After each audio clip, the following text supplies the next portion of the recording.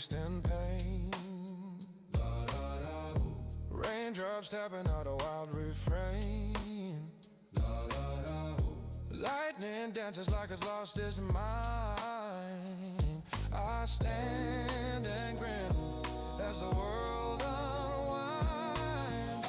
The thunder booms, it's got a plan. I feel good about it. I don't think so. Real more laser. Yeah, did you put mics there? Yeah. Oh, Kristen, I think, might be joining in Shivaji's. Yeah.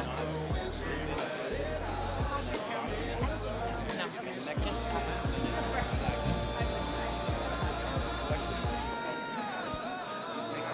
good? Okay, everyone, good morning.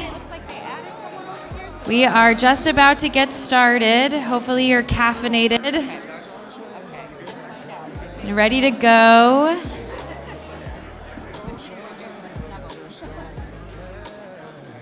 Everyone can please take a seat. We will send you a copy of this photo with your hats so you can show your agencies your brand new hat.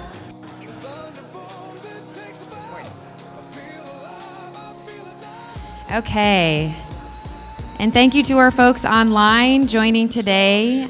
We did get some questions at the end of the day yesterday. These presentations will be available and posted online, as well as the meeting recording. So fear not, you'll be able to review these in greater detail. As a reminder for folks who weren't with us yesterday, there's a little symbol on the top right corner of the slides if there is an accompanying document available with our presentations. So there is posted online here. Today, we are going to turn the mic over to you all and hear from some of our advisory committee members about how these SB 72 strategies are working on the ground, what's working, what's not, and where this water plan can support. For our speakers, our advisory committee speakers, I'm going to ask you all to please come up to the podium during your presentation. You'll have a little countdown timer here on the floor to help keep you on time. And we ask that you come up just before, two or so minutes before your presentation so that we can cut out time and make sure we're efficient here in our presentations. After our lightning round presentations, we'll have a quick break, and then we'll go through our engagement framework. We're going to have some time in breakout groups to hear from you all about your approaches and questions and advice on setting up regional forums. Then we'll get to hear from Stephen Springhorn from the Sustainable Groundwater Management Office about SB 659 and how this team is thinking about setting up a working group to plan for those recharge recommendations. And then we'll have some time, some live polling to wrap us up for the day and give you a sense of what comes next. Before we have public comment at the end of the day, we do need to commit to that 11:50 time to start public comment. So we may need to adjust the agenda as we go, and then we'll get you out of here by 12:30. As a reminder, to complete public comment, you do have to complete a public comment card. We ask that you drop those off at registration, and I will call you up as we begin public comment to tee you up. You will also have a timer on the floor here to count you down for public comment, and I'll give you a reminder as well. We did receive notification that someone left their phone with an adorable golden retriever on the home screen on a beach. So if that's you and you need your phone and miss your puppy, it's at registration desk with Candace. With that, I am thrilled to introduce Cindy Messer, Lead Deputy Director of Department of Water Resources. Thank you, Emily. All right, so I'm going to do my own lightning round of welcome this morning so we can stay on time. But wanted to start with a thank you to all of you for what I consider to be an amazing inaugural kickoff meeting of this advisory committee. Yesterday was a great day. I don't know about you all, but my brain was very full by the end of the day, and I actually got to sit through a couple dry runs before, but still, you know, with the dialogue that we were able to have yesterday, great questions. I know everybody's kind of chomping at the bit to have that two-way dialogue. I think we're going to start that today when we start to talk about the regional forums. But I also want to say thank you in advance to the advisory committee members who were willing to do some presentations today for this group. I know being here for a day and a half is a lot. So on top of that, having you all be willing to pull together some presentations around the water supply strategies that Joel teed up yesterday with the flower diagram. But you all are the experts, so I think it'll be great for this group to hear from you. And so I look forward to those, look forward to the regional forum dialogue, and I think, oh yeah, and then I'm supposed to point to the word cloud here and just, really acknowledge, I love these actually, I'd like to see what's on people's minds, great way to capture it. Funding, obviously a big one, but I will point to the WEAP model, which came up a lot, even in my own sidebar dialogues yesterday. So I think we're going to spend a little time on that today, a little deeper dive, and there'll be more to come on that as we move forward. So thanks again, and I look forward to the meeting today. Thank you, Cindy. All right, good morning, everyone. So we are going to be going into some lightning rounds for the next 90 minutes or so. I think we're used to this flower diagram. These, just as a reminder, are the strategies that are in the legislation. So Senate Bill 72 has each of these mentioned specifically, and that is why we are going to make sure that we focus on those. And so, we gave this some thought, and we could have had the DWR team give an overview of all of these, but what we wanted to do was hear from folks who are on the advisory committee. And you are subject matter experts. Many of you are actually working with these strategies on the ground. And so what we're going to see is some examples of some local work, but we also are asking folks to talk about the statewide state of affairs on each of these. And so we're going to go ahead and dive right in, and I'm really excited to hear from the subject matter experts around this table. So with that, I'll turn it back over to Emily. Great. And first up, we have Grant Davis, General Manager of Sonoma County Water Agency, here to talk to us about surface water storage and operations. And your clicker should be right on the podium. Perfect. Good morning. Quite an honor to be here with such a wonderful audience of fellow committee members. I was particularly struck yesterday by the level of participation from the staff. I think to Carlin, Cindy, Joel, Eric, your leadership to keep the staff involved is going to go a long way with this effort. That's just my opinion. It's just so nice to feel the enthusiasm. So well done, nice start. I'm not taking ownership for the entire storage piece. I'm going to take a piece of it, the piece that I'm most familiar with, and run through something called Forecast Informed Reservoir Operations, or FIRO. There is a misnomer there. Some people call it FIRO, so I'm just putting it on the record. It's FIRO. Okay, please help me out there.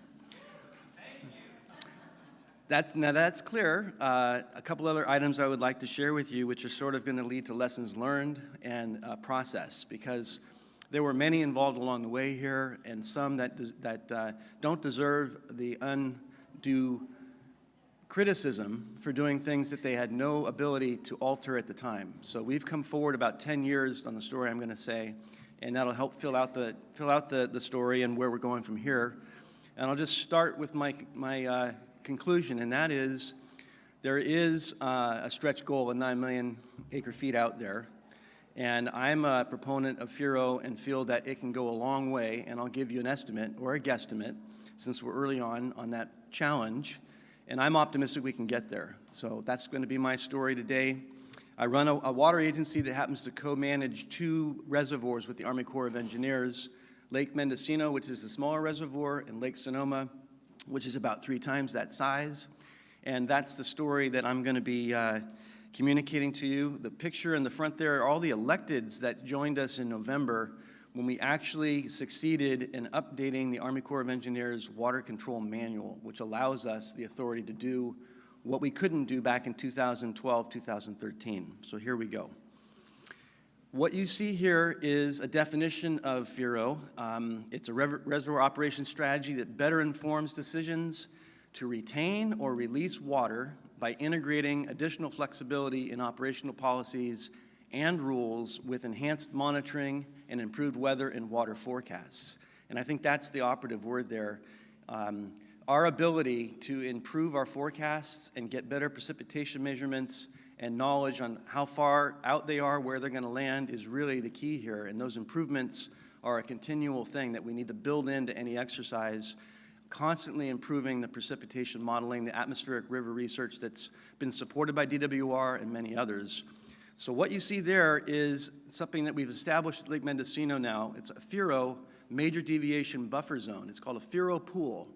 And it's essentially a 20% addition on how the Corps manages Lake Mendocino in a given year. And so that graphic here is one you get used to. The light blue is that FIRO pool, and if you look at the edges, the shoulders, the front months in October and April and May, you have a flexible rule curve now. I don't think they're rule curves. Those look like flat lines to me, and we've bent them, so now it's more of a rule curve than it was before. But essentially, we now, after the last 3 years, have documented, both in dry and wet years, the ability to hold back about 20% of the reservoir. Or in this case, it's about 11,000 acre-feet. Our plans now are to move quickly with the same team into Lake Sonoma, which is 3 times larger. That's going to be netting about 19,000 acre-feet on a minor deviation. All told, we're about a year and a half away from 30,000 acre-feet of water behind our 2 reservoirs that wouldn't have been there before. And I think that qualifies for the type of new water you're looking for, Joel. It's an amazing achievement to go into the year with 20% more water than you had. And I can vouch for the fact that in these 3 years, going back to 2017, we have been able to document this now. And so I have a high degree of confidence that we will be able to implement this not just on ours, but throughout the U.S. And that's a story I'm going to focus in on right now, beyond the minor deviations. A minor deviation with the Corps, by the way, is about 5% of the volume in the reservoir. A major deviation is around 10. It's pretty simple math, but that's how it translates out to, and it's what the Corps is comfortable with. So when I go way back, Mike Alexander yesterday talked about the year type. Go back to 2012. It's a long way away, but in 2012, we had late December atmospheric rivers come in off the coast and literally hang out above our reservoir in Lake Mendocino.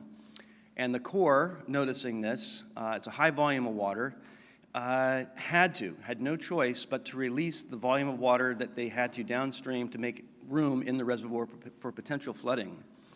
Well, that just happened to be, they released about 25,000 acre-feet. Very painful process. And in hindsight, essentially, we never got rain. That was the beginning of a multi-year drought in California. We were not able to replace that water. And talk about painful.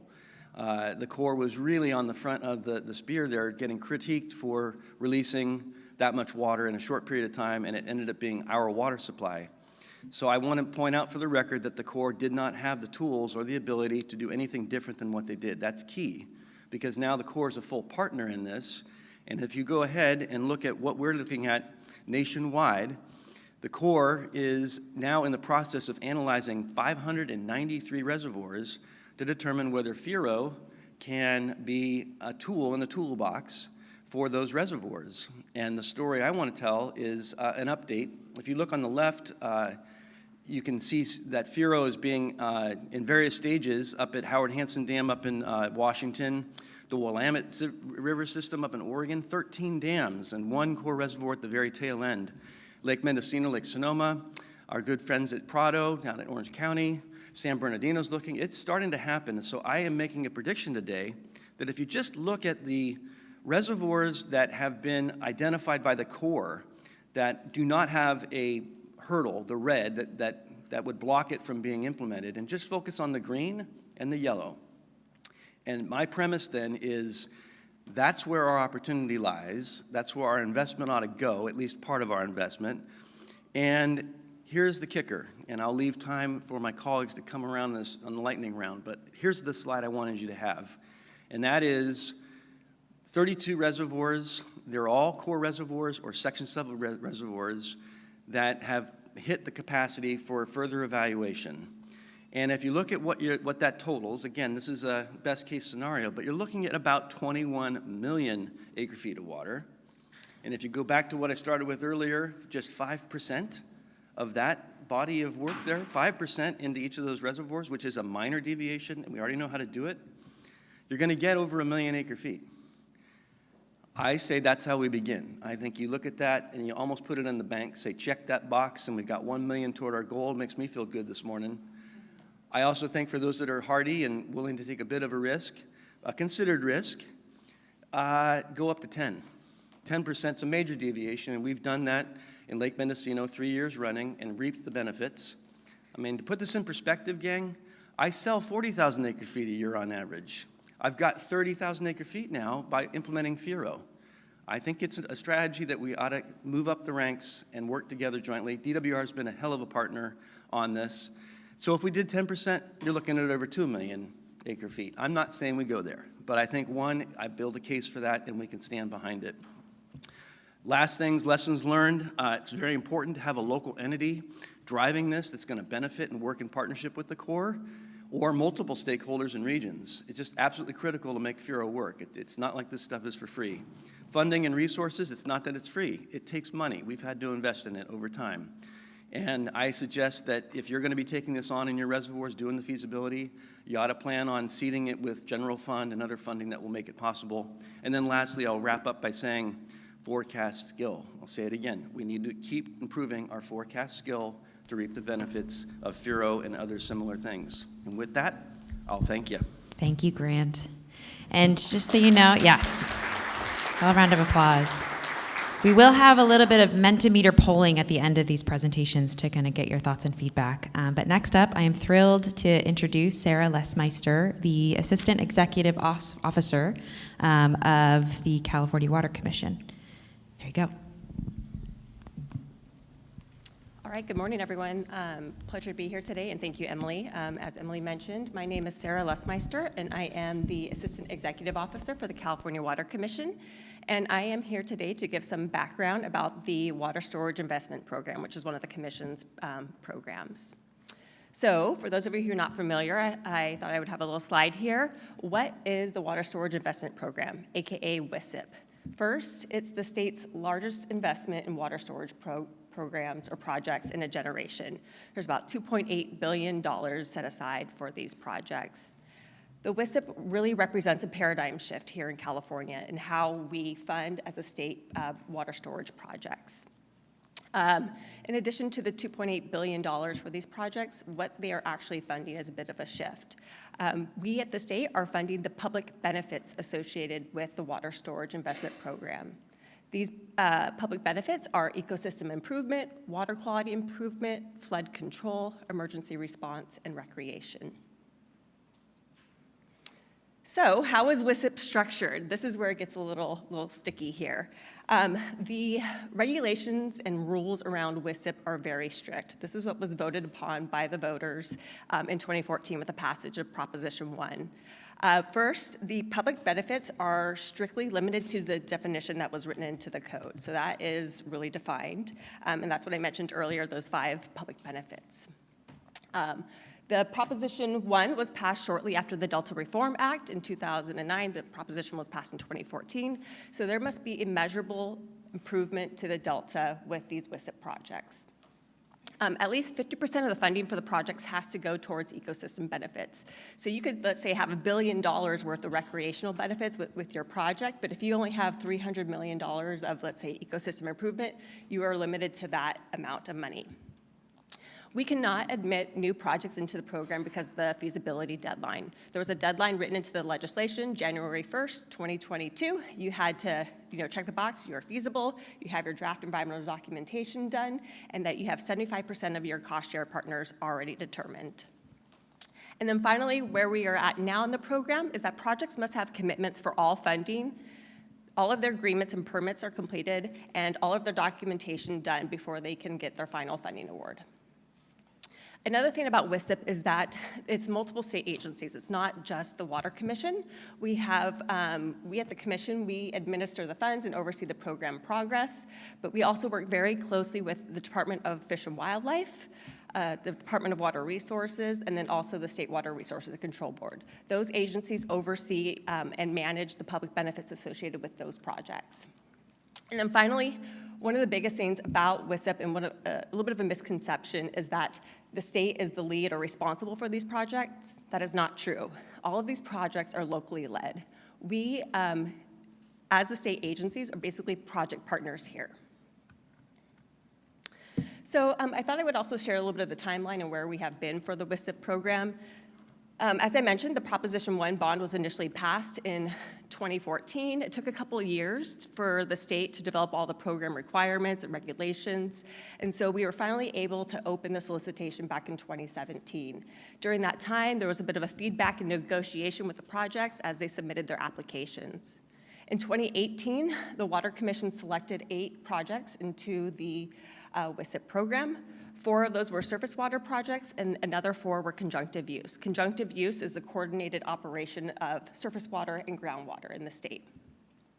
In 2019 through 2020, we really started rolling out what's called early funding for these projects. Early funding is to support the permitting, environmental documentation, and planning for water storage projects.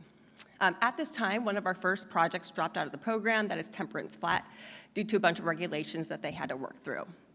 In 2022, we hit that feasibility deadline.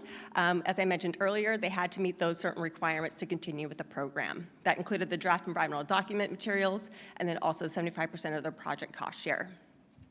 Since then, we've been working really closely with the projects for them to meet their statutory requirements. So statutory requirements include, once again, all of their permitting, all of their environmental documentation, and their program or project cost share. During this time, we've also had 2 additional surface water storage projects drop out of the program. This is largely due to the project partners having other projects in their water resiliency portfolio that they could use and that were more cost-effective for those entities. All right, so where are we now? There are currently 5 projects in the Water Storage Investment Program. We have 4 conjunctive use projects and 1 surface water storage project. One of the projects, you'll see here, the Harvest Water Program, which is located in Sacramento County, is currently under construction. They are underway. They are looking to be providing public benefits as early as next year. One of the projects I want to highlight here is the Sites Reservoir Project. That is our remaining surface water storage project. They are looking to come into final funding award hearing later on this year. You'll see it's $1.1 billion of state funds and the public benefits associated with that, so it's a massive project. But they're looking to also provide an additional water storage of 1.5 million acre feet. We have 3 other conjunctive use projects in our portfolio, and they are looking to come into final funding award in the next 2 years. So what are some key points for the Water Storage Investment Program? In preparation for this, we were asked to identify, what are some opportunities and what are some barriers for the Water Storage Investment Program. And one of the first things here is that these projects move at their own pace. They're, once again, locally led, not led by the state, so we have to kind of respond to them at their timing intervals. These projects are complicated. It's probably no surprise here that there are a lot of interested parties in any of these water projects. The permits and regulations, I think this is a theme that we are continuing to hear. There are numerous at the local, state, and federal levels that these projects must work through, and the financing can be very challenging as well. So when are you getting that money? When is it coming through? Is it a loan? Is it reimbursement, et cetera? Here at the state, we are ready to conduct final award hearings as soon as the projects are ready. So when they get that statutory requirements done, we want to move this forward. And so we have been working to kind of expedite and help these projects move forward. We've been looking for other solutions. Back in December of last year, we at the Commission adopted emergency regulations. This would allow projects to come in on a case-by-case basis and seek additional public benefits. So these would be additional benefits that were beyond what they initially submitted back in 2017 and 2018, and then giving them the corresponding funding for that.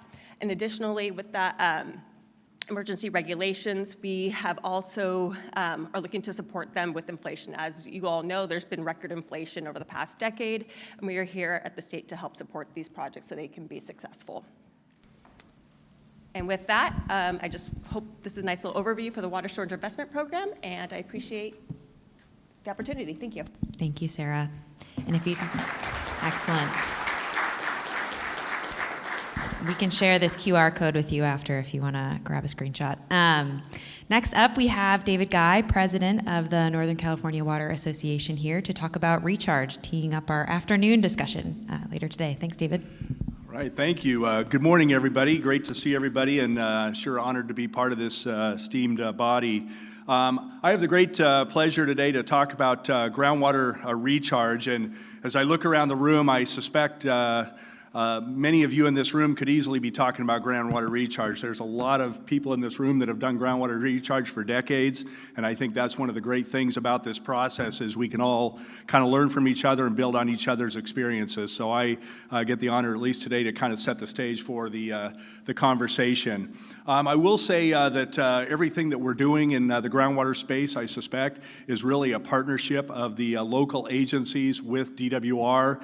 And Cindy, Joel, appreciate you yesterday introducing the SGMO team. Just want to give a shout out to your SGMO team. They're amazing to work with across the whole SGMA landscape. And that's the Paul Goslin, Stephen Springhorn, many others. So I can't name everybody, but it's been a real partnership, and I think that will help shape the water plan too, that DWR has a really important role as kind of the plan formulator, but I think we all kind of know that this idea that local agency action is really where a lot of this work is going to be done, and I think that's what we're trying to build out. So I'm going to quick set the stage with groundwater. I think folks know a lot about groundwater in this room, but obviously I think as we look at the water plan, groundwater recharge has been called out in various ways we'll talk about, but I think we just have to remind ourselves, of course, just the importance of groundwater in every part of the state, the fact that even in normal years, groundwater is important, and we know that number just gets even more important during the dry years and a big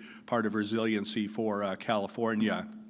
And I think that we know that there's been some good progress made since SGMA was adopted essentially 12 years ago, and we've had some wet years, some dry years, been able to kind of test some of these groundwater aquifer systems, but we also know that there's a lot more work ahead, and particularly with the targets in SGMA of 2040 and 2042 to be able to achieve balance and sustainability. I think you guys can see kind of the challenge that we have.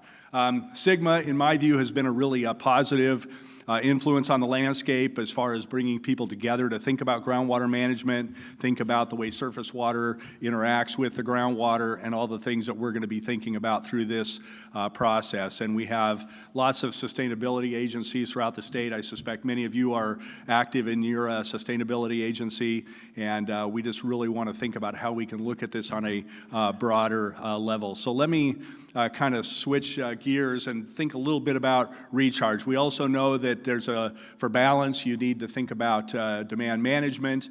We know that you need to think about a variety of mechanisms to get to balance, governance, all the things that surround that. But I think recharge is something that I think we know we're going to be focusing on in this plan and want to think about that. There's a lot of connections here. Obviously, when SGMA was passed back in 2014, right at the very top, it basically said that it was the intent of the legislature to increase groundwater storage and remove impediments to recharge. We heard a lot about the hotter, drier strategy yesterday and know that there was a whole section on groundwater recharge. There have been executive orders, obviously, encouraging groundwater recharge pretty much since 2014. I don't remember how many executive orders there's been. Eric, do you maybe know how many? It's been, what, probably 8 maybe? A lot of executive orders. They just kind of keep building on each other and basically sending the signal, let's recharge more groundwater. So I think we've seen that from the administrative branch very clearly. And then a lot have been talked about SB 659. Want to give Michelle and RWA a shout out on this for really helping champion that effort to help us think about this a little bit more through this process. And there's going to be a whole focused discussion on that later today. And I think this will be really helpful to bring some focus to this issue. SB 122, I think, broke some new ground in thinking about how we can manage water, obviously, during that that flood dynamic that we tend to have in California. We have a floodplain forward MOU. I look around the room, see many of our floodplain forward colleagues here. I think this idea of water on the landscape is a really powerful concept that hopefully we'll get to explore a lot more in this process. But obviously recharge is one element of more water on the landscape at the right time and place.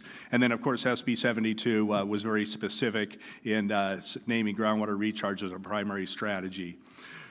So I obviously have the great pleasure to work in the Sacramento Valley, the northern part of the Central Valley, and we have had the pleasure to form a working group with DWR. Again, I think kind of embodies this partnership that we're all kind of searching for in this process. And the governor's last executive order in early 2025, at the end of it, it basically said to DWR, go out and work with people on the ground. Let's learn what's working. Let's learn what's not working. Let's build on that and use that to inform the actions that we need going forward.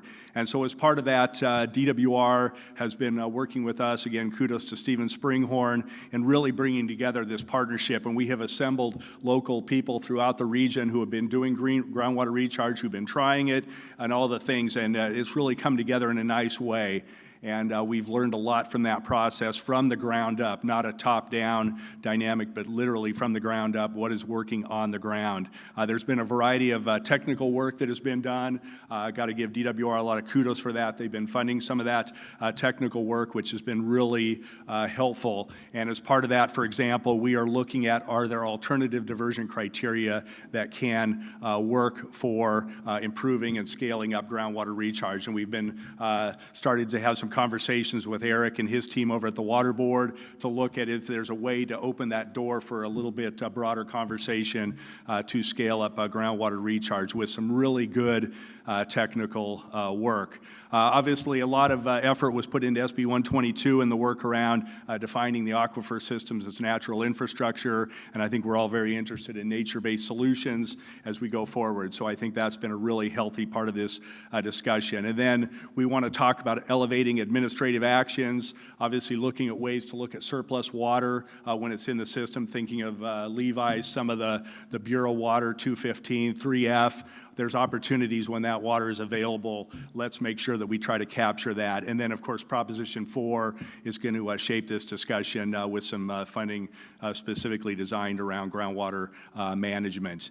And then one of the things that I think we all have wanted to explore was, is there additional legislative fixes that we believe are necessary to do that? And again, kind of from this ground-up discussion, we have come to the conclusion that there would be some helpful pieces that could be addressed through legislation. And so this year, I think folks have generally seen who follow this, Assembly Member Aguiar Curry has introduced 2026. I think she introduced it with that number because she wanted to get it signed into law on that particular number. So 2026, good bill number. Anyway, we're working with that. A lot of you in the room are working on that, very much of a partnership, collaborative type bill. And then also as part of this process, there's a very detailed working table of all the challenges and solutions. So again, trying to capture what is needed at the local level, and then of course being able to capture and tell that story. PPIC has done some great work that most folks have probably seen around this, and I think this just kind of gives you the inspiration and the hope to show that at least this Sacramento Valley slide, but that there are lots of opportunities, we think, to be able to capture water for recharge as well as floodplain reactivation and all of the things surrounding that as well. So I think it gives us some real hope as we go forward. So the question that, of course, we're posing, and I think might be a good question for this group, is how do we move faster? How do we scale up groundwater recharge? But I think we also have to acknowledge as part of that process that there are four kind of key elements that I think we have to address in this process. And that's something that we've been working on, whether it's through administrative fixes, legislation, is we have to make sure that downstream water rights are obviously fully protected, something that the State Water Board obviously has a keen interest in doing. We also need to make sure that the state and federal projects are also addressed. We have been able to work very closely with the state water contractors and the the San Luis Delta Mendota Authority to make sure that we have an arrangement where we know when we can divert and when we can't in a way that will not impact the state and federal projects. Obviously, a lot of work being done on making sure that that environmental dynamic downstream is going to be addressed.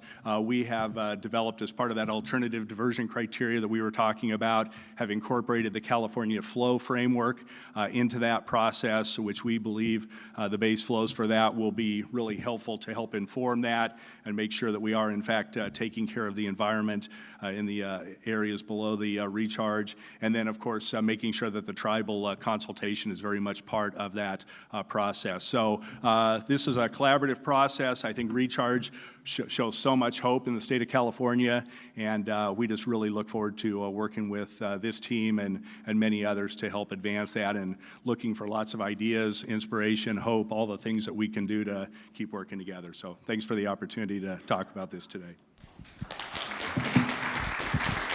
Thank you. Thank you, David. Oop. One more, please. All right. Next up, speaking of good partnerships, we have Lisa Haney, Executive Director of Planning and Natural Resources from Orange County Water District, partnering with Juan Guerrero. Sorry about that. Yeah. Guerrero, Public Utilities Director, City of San Diego, to talk about water recycling and desalination. Great. Thank you for having us here this morning. It's a pleasure to be here. Missing my first slide, but I want to talk about recycled water as a statewide strategy. OCWD is the largest recycled water project in the world and has the roadmap for how to move that forward. It has been adopted worldwide and is implemented regionally in Southern California really well. It is not a statewide strategy as of yet, but could be considered with this group and advisory committee. Recycled water is a new source of water, and in that way, it frees up drinking water supplies. So recycled water could be used for multiple different things across the state. It could free up drinking water, so you're not using that for irrigation. Recycled water could serve that purpose. Recycled water could be used towards eco-flows to help, find that balance between water and ecosystems. For Orange County Water District, we're using it for groundwater recharge, and we're also using it as a seawater intrusion barrier.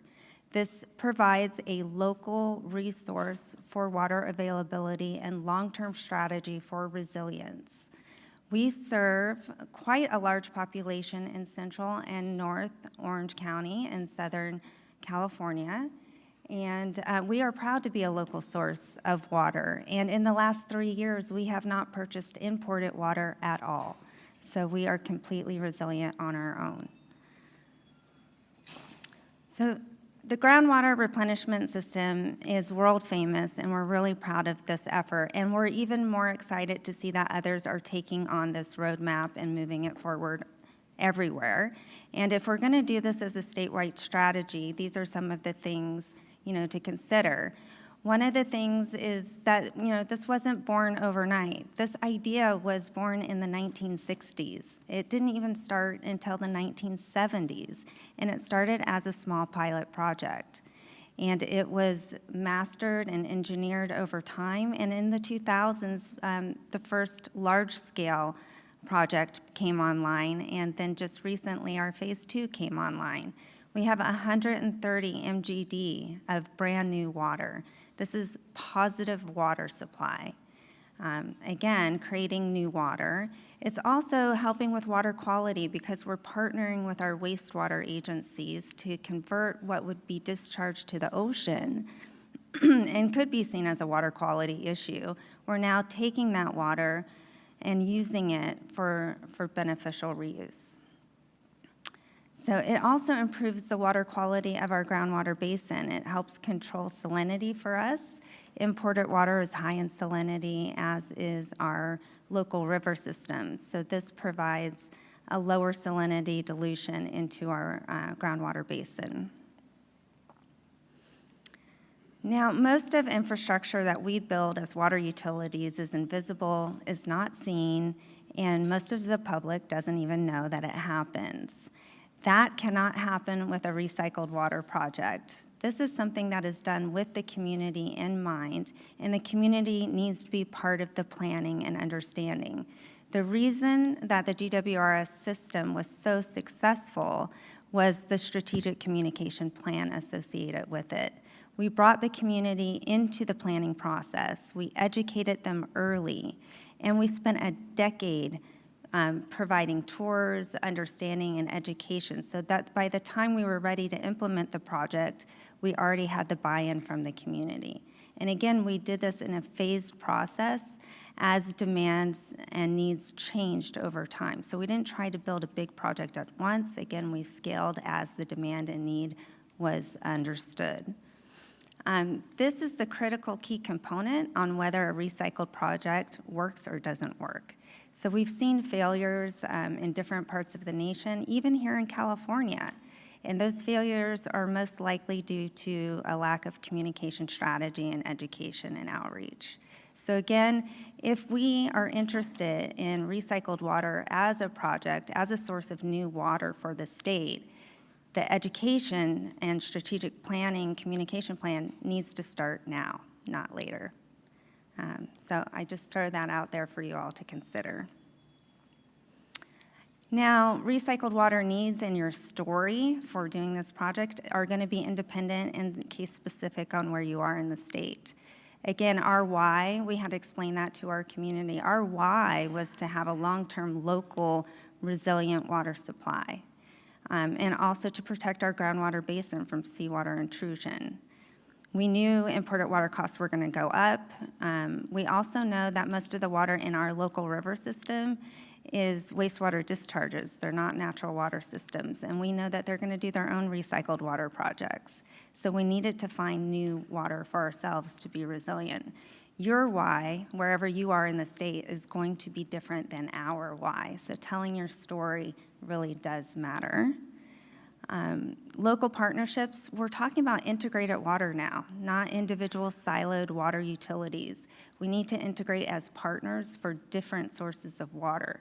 You can do water recycling in many different ways. You can do it with wastewater.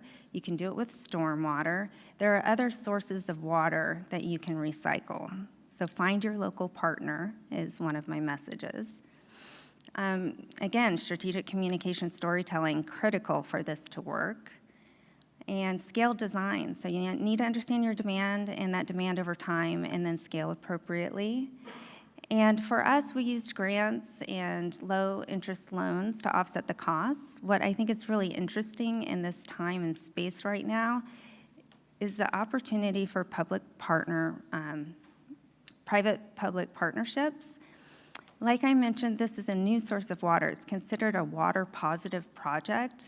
So corporations are interested in doing water offset credit projects. And in international countries, they're already paying for recycled water projects. So if there's an opportunity to make the bridge there, I think Pacific Institute might be an interesting partnership to help us make those connections. You know, this again is a great way, potential for new income strategy to help fund and support these projects statewide. All right, I'm going to turn it over to Juan now. Thank you.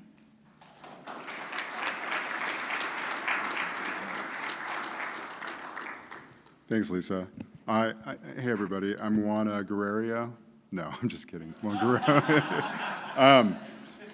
Juan Guerrero, Public Utilities Director for the City of San Diego. And Lisa and I decided to do a combined presentation because both of us have big recycled water projects, but there's also a need to present on desal. So I coordinated with the County Water Authority in San Diego, who graciously provided some slides, so I can speak to that too.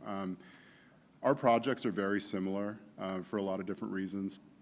Lisa touched on the key points, so I'll really just focus on some of the key differences. Lisa mentioned the criticality with these projects of communications and stakeholder engagement. We were one of the projects that failed because of a communication gap with the public, and it was toilet to tap. That moniker caused our project to slow down by a few decades. So finally, given a few droughts, we're able to get the momentum and the public acceptance. But everything Lisa said about public tours educating the public and really getting out there and having a robust communication plan is really what got the project back up and running and soon to be across the finish line. So the city of San Diego, similar to Orange County, we're a large urban area, and we provide water and wastewater services to a pretty diverse population. We do provide water and wastewater services as one utility. We have two different utility funds, but the city of San Diego provides both services. So instead of having an interagency agreement like they have with OC San and OC Water District, it's just a cost allocation methodology within our department. So you can do it both ways.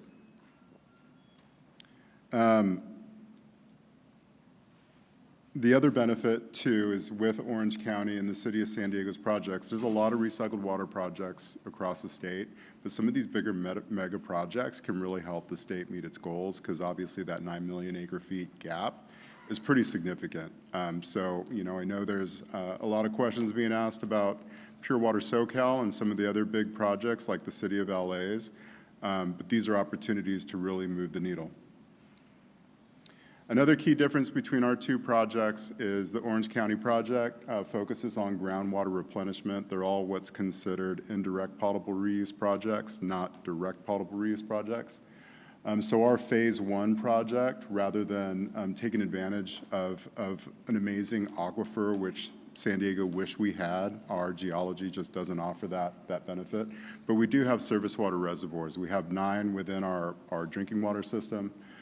Some are conveniently located right next to water treatment facilities. They're operating reservoirs, so we try to take advantage of those as much as possible. So yeah, they're both indirect potable reuse projects, but one is groundwater replenishment, while ours is considered surface water augmentation. Just high level, we have our phase one that's currently under construction. We're projected to complete this project and commission and be online at the end of 2026, early 2027. We're going to start with 7.5 million gallons per day, ramp up 6 months later to 15 million gallons per day, and then 6 months after that, all the way up to 30 million gallons per day. We're also working on the planning for phase two. The original plan was created, it was called our recycled water study. It was created in 2012. We had a goal of producing 83 million gallons per day of potable reuse.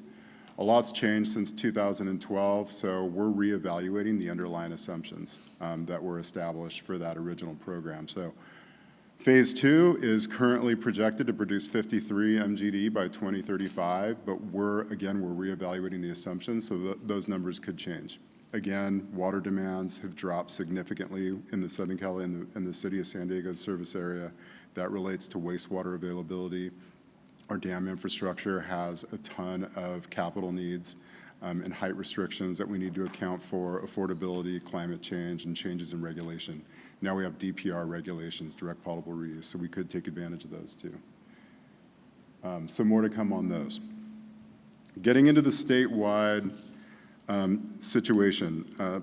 There are currently 40 active reuse projects at varying stages throughout the state. You can see this slide's produced by, or it was provided by Water Reuse California. There's a lot of projects happening. The beautiful thing about these projects is they have dual benefits. They don't just provide a sustainable drinking water supply, but they reduce treated wastewater discharges into receiving water bodies, whether it's the ocean or a river stream. So they get support typically from the environmental community, which is really beneficial. So the permitting processes, even though they do take a while, there's not as much pushback as you might have with some other more controversial projects. For the state's goals, the 800,000 acre feet by 2030, it seems like we're on track to meet that state goal by 2030, but the 1.8 million acre feet by 2040, we're just short of that. There are more projects coming online. People are considering other projects, but there is a little bit of a gap there. I think we're projected to be just short of 1.5 million acre feet per year. So some of the opportunities and challenges. Potable reuse provides a new drinking water supply that doesn't require a separate distribution system like Purple Pipe. Although Purple Pipe recycled water is amazing, it reduces demands on drinking water supplies. It can be used for something else, and again, it's being used for irrigation or ornamental purposes. But maintaining those Purple Pipe distribution systems is really expensive. You basically have two separate distribution systems that you have to operate and maintain. So potable reuse is great because you're taking advantage of a distribution system that's already in place. So there's a huge benefit there. Some other opportunities are partnerships between different agencies. Lisa mentioned stormwater agencies. You know, you don't just have to look at wastewater, you can look at stormwater and other opportunities there. Another opportunity is the agricultural community. There's a big demand on water there, and there's potential partnerships that could help with those demands. And also, as industry is taking shape and data centers are being developed, whether it's within the state of California or elsewhere, you know, there's a big water demand on a lot of those projects, so there's a potential opportunity to partner there. Some of the key challenges is they are expensive projects. They require a significant upfront investment. Every project's different, every community is different, every utility is different, so it's really important to understand the economics that those individual agencies face and evaluate whether that investment makes sense. For us in Orange County, it totally makes sense and pencils out, but that's not the same everywhere, so you really just have to evaluate that. It does take significant capital investment. They're also complex. The regulatory approval process, a lot of these projects are new, and you know, the regulators that have to review these projects, you know, it does take time. They understand they're constantly focused on being protective of public health. So they're reviewing a lot of projects at different areas that are new to the regulators. So it does take time, but we have a really great opportunity called CalVal. You can see the symbol right here. This is an effort of the industry, both utilities, the private sector, and regulators getting together to find ways to make the permitting process more efficient. We all talk about permitting efficiencies. This is an amazing example of regulators and utility leaders in the private sector getting together to develop standards to make these projects and the permitting process go a little bit more smoothly. Got about 1 minute remaining, Juan. Okay, got it. So desal, let me move forward to desal. So there are currently about 12 seawater desal facilities producing about 60,000 acre-feet annually, and 40 brackish water desal facilities producing about 120,000 acre-feet annually. Conventional desalination or coastal desal uses seawater, where brackish desal facilities use salty water that's usually in a different type of basin. It could be groundwater that's inland. So they're a little bit easier to permit. Seawater desal facilities are a little bit more challenging. There's some environmental opposition. So the projects that have been approved often take a few decades to get approved, or at least more than a decade. Some of the state's goals is to increase brackish water by 28,000 acre-feet by 2030 and 84,000 acre-feet by 2040. I think we're a little bit behind on those. Seawater desal does not have a goal established. These are some of the opportunities and challenges with desal. With plants being online over a decade, there's a lot of data out there to evaluate projects. The projects are energy intensive, so integrating energy solutions to reduce the demand on energy could be really helpful, would obviously reduce the carbon footprint. And finally, making sure that the ocean plan and California policy direction are aligned. Some of the key challenges, again, I mentioned the timeline for environmental approvals, and these projects are considered expensive projects, similar to reuse projects. But really, at the end of the day, you really need to look at your local needs, your local costs, and whether or not these specific projects pencil out. Again, as I mentioned, the City of San Diego's and Orange County's projects penciled out for us for our own unique reasons. Whether it's desal, brackish water, or reuse, it could pencil out for our other agencies. The benefit is as hydrology is becoming less predictable and harder to control, this does provide a baseline water opportunity that you have full control over, and it's predictable. So if it does come at a premium, it's worth considering just because of that control benefit. Thank you very much. Appreciate it. Thank you, Juan. Next slide. The difficult task of covering many topics, Juan. Thank you. Next up, we have Levi Johnson, Operations Manager at the Central Valley Operations Office at the Bureau of Reclamation. Thank you, Levi.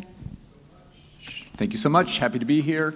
Tough topic, conveyance. You're going to get my initial thoughts. You're going to see a lens focused on Central Valley Project, operations, and constructive facilities. I know there's some limitations there, but I'll do my best to try and add to this conversation. Shasta Dam there in the background. So tackling this task, you basically get a sense of my stream of consciousness of SB, when I think SB 72 and conveyance, what are the top things that come to my mind? So this is a list I developed in no particular order. North to south conveyance, water supply in the north, huge demands in the south, folks are aware of that. We have some upstream folks and tributary folks here on the panel. We have tributary specific conveyance considerations that we need to think about. Demands are different, and conveyance facilities to meet those different demands play a role, and that ties into sector-specific needs, demands, and conveyance.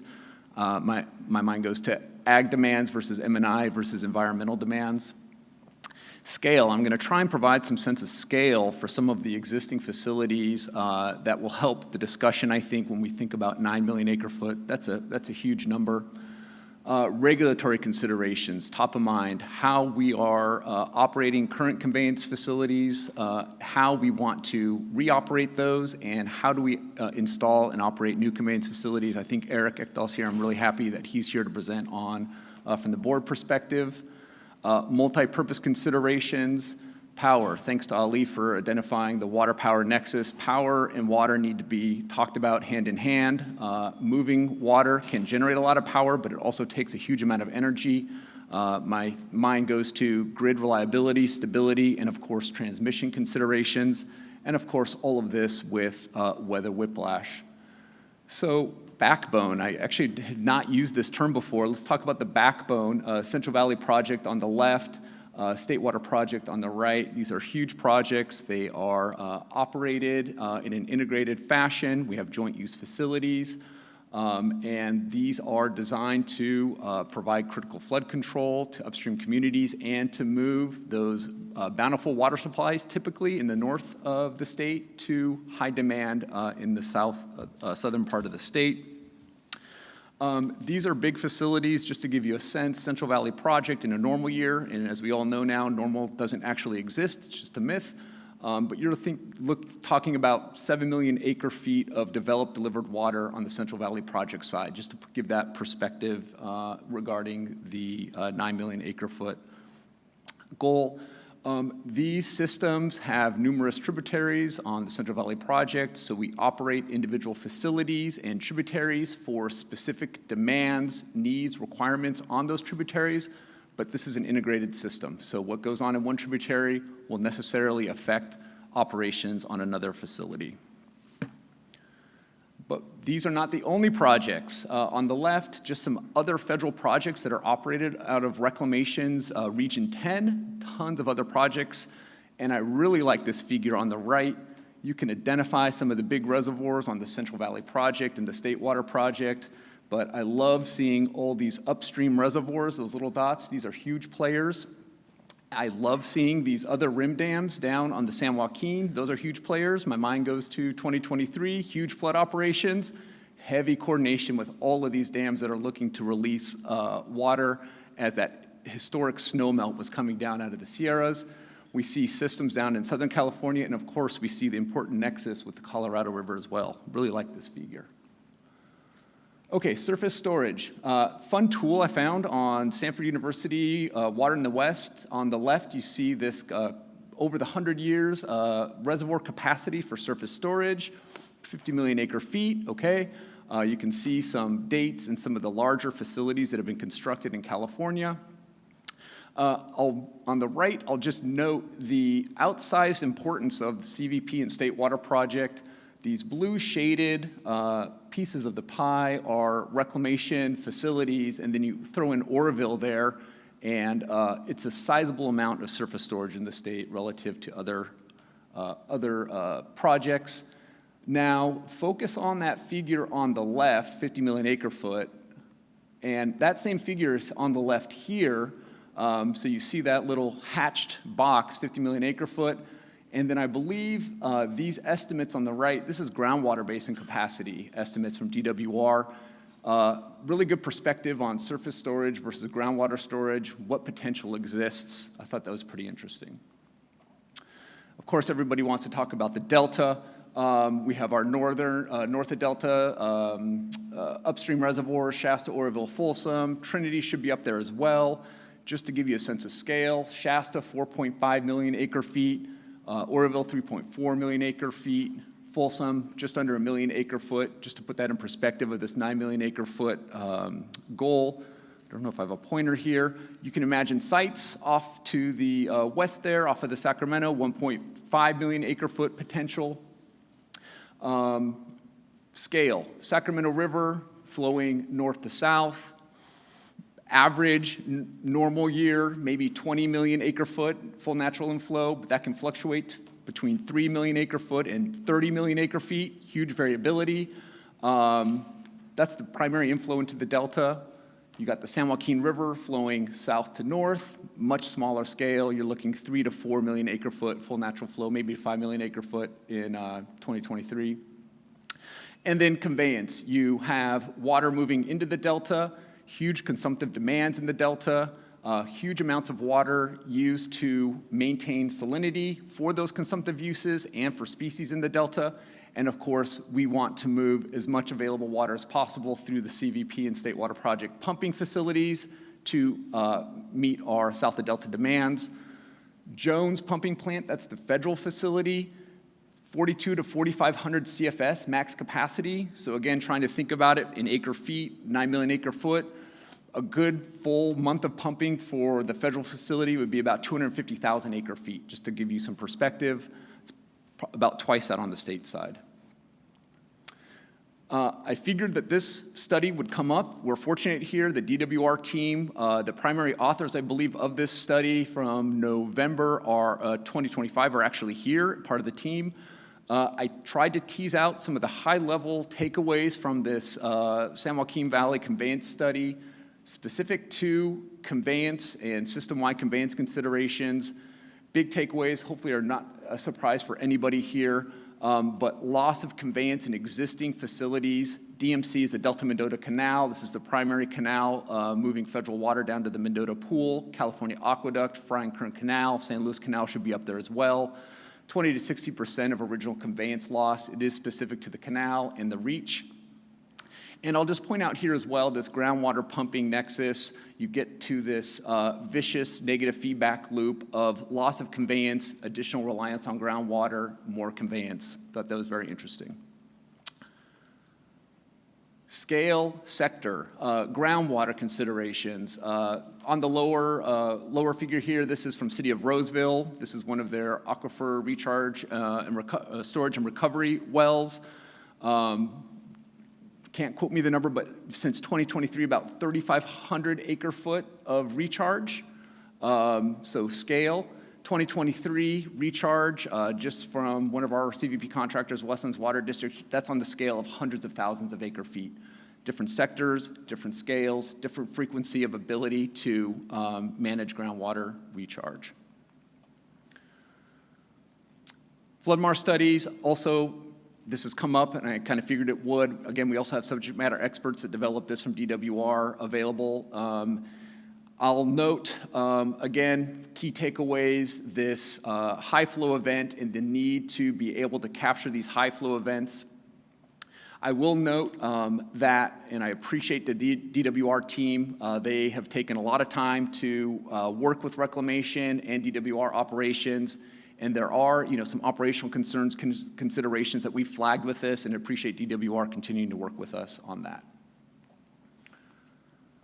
Yolo Bypass, a lot of these are constructive facilities, so I apologize for that, but I thought the Yolo Bypass would be a really great example to demonstrate a couple multi-purpose benefit considerations and scale.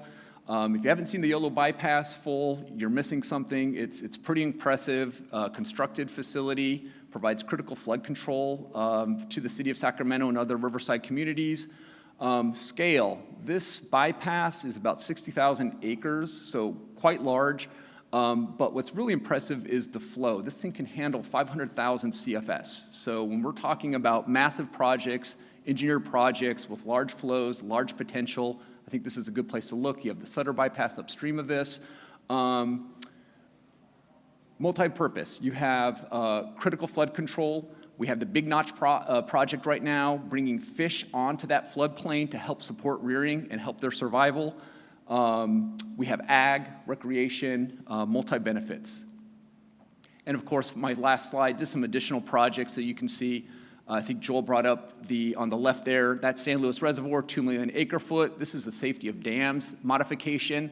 The dam raise that is being constructed on top of this, 130,000 acre foot. So again, for scale. You see the completed Bryant Kern Canal improvement on the upper right there. And then we have DMC subsidence and San Luis Canal. And I'll just note that the federal government has put millions of dollars into these projects and is continuing to fund these types of projects to improve conveyance. And I do have a number of links for folks to access most of this information. Thank you very much. Thank you, Levi. Excellent. Can include those links in our meeting summary. Next up, we have Eric Echdahl, Chief Deputy Director of the State Water Resources Control Board, to talk about water transfers.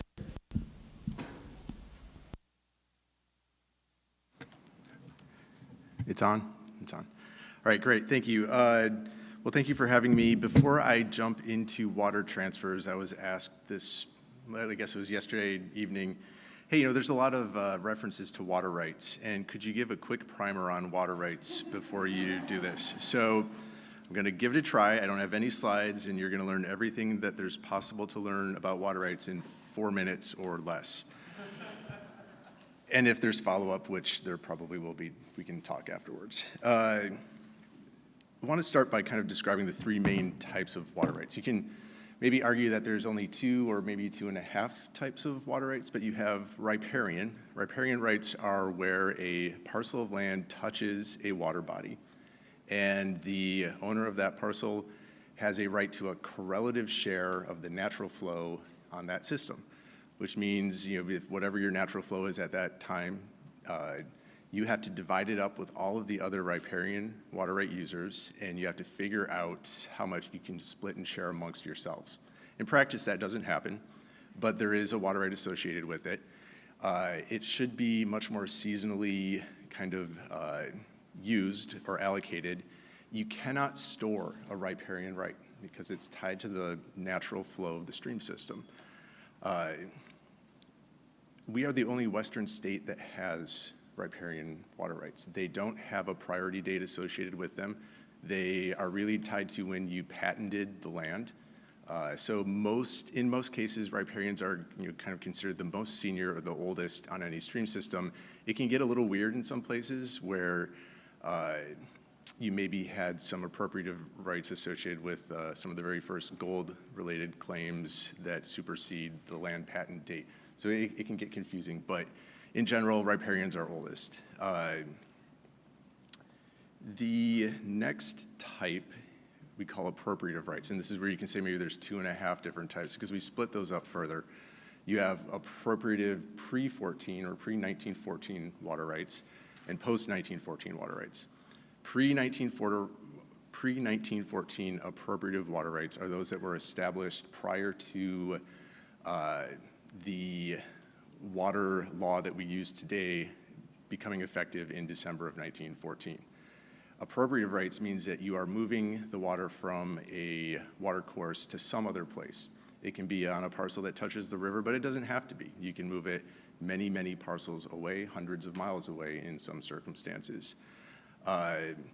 You have a priority order to those appropriative rights. And when there's not enough water to go around, ostensibly, the most junior or the youngest appropriative right holders have to stop their use entirely so that the oldest appropriative users can have 100% of their allocation or their right.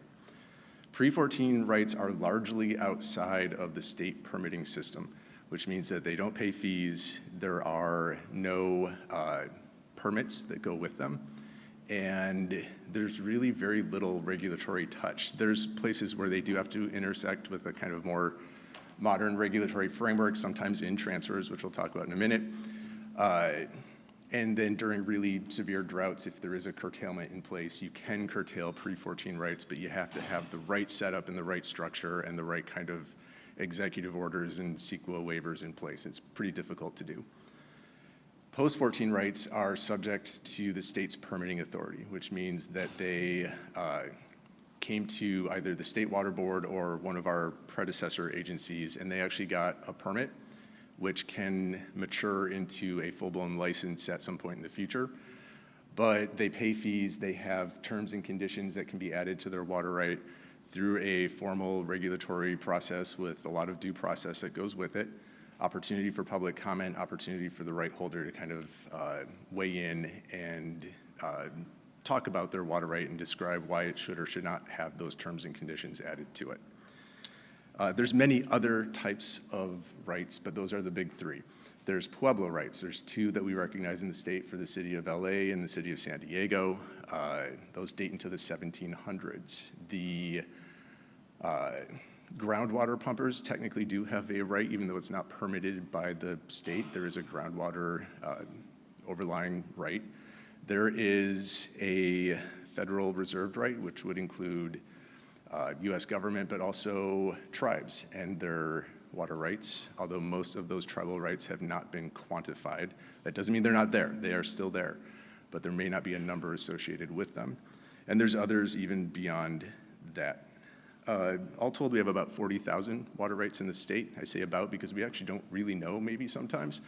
You start to find these older rights that haven't been managed in a long time. As an example, when we were doing curtailment work up in the Scott Shasta, found some of these old adjudicated systems where there were rights associated with it, but maybe there hadn't been an update to the adjudication since the 1930s. And so, all these rights that are now located in the middle of the city of Wairika, do they still exist? We don't really know. There's other issues. Stock ponds are particularly challenging sometimes to try and figure out, but those are also very small amounts of water in general, and those aren't really focus of a lot of what the board works on. 40,000 water rights, about 45% of those by number are pre-14 and riparian. About 30% of water use by volume is pre-14 and riparian. So a lot of the pre-14s and riparians tend to be a little bit smaller, maybe more seasonal in some circumstances, more located in the foothills and maybe even the mountains in some cases, but not all by any means. There are still some very, very large pre-14 and riparian claims. Let's see, breaking it down a little bit further, and I'm almost done. The place where most people intersect with water rights is in one of two places. People come in and ask for a new application for a new water right. Those are frankly few and far between. I think we typically get about 5 per year if we don't include the groundwater temporary recharge permits. Most of those are in the North Coast, kind of Napa, Sonoma, Mendocino County areas, primarily focused on vineyards, although in the last couple of years we've seen some very, very large applications in the Central Valley. It's the first time we've gotten one of those in about 30 to 40 years. On the Tuolumne and the Merced in particular, and I think there's others that people have contemplated moving forward.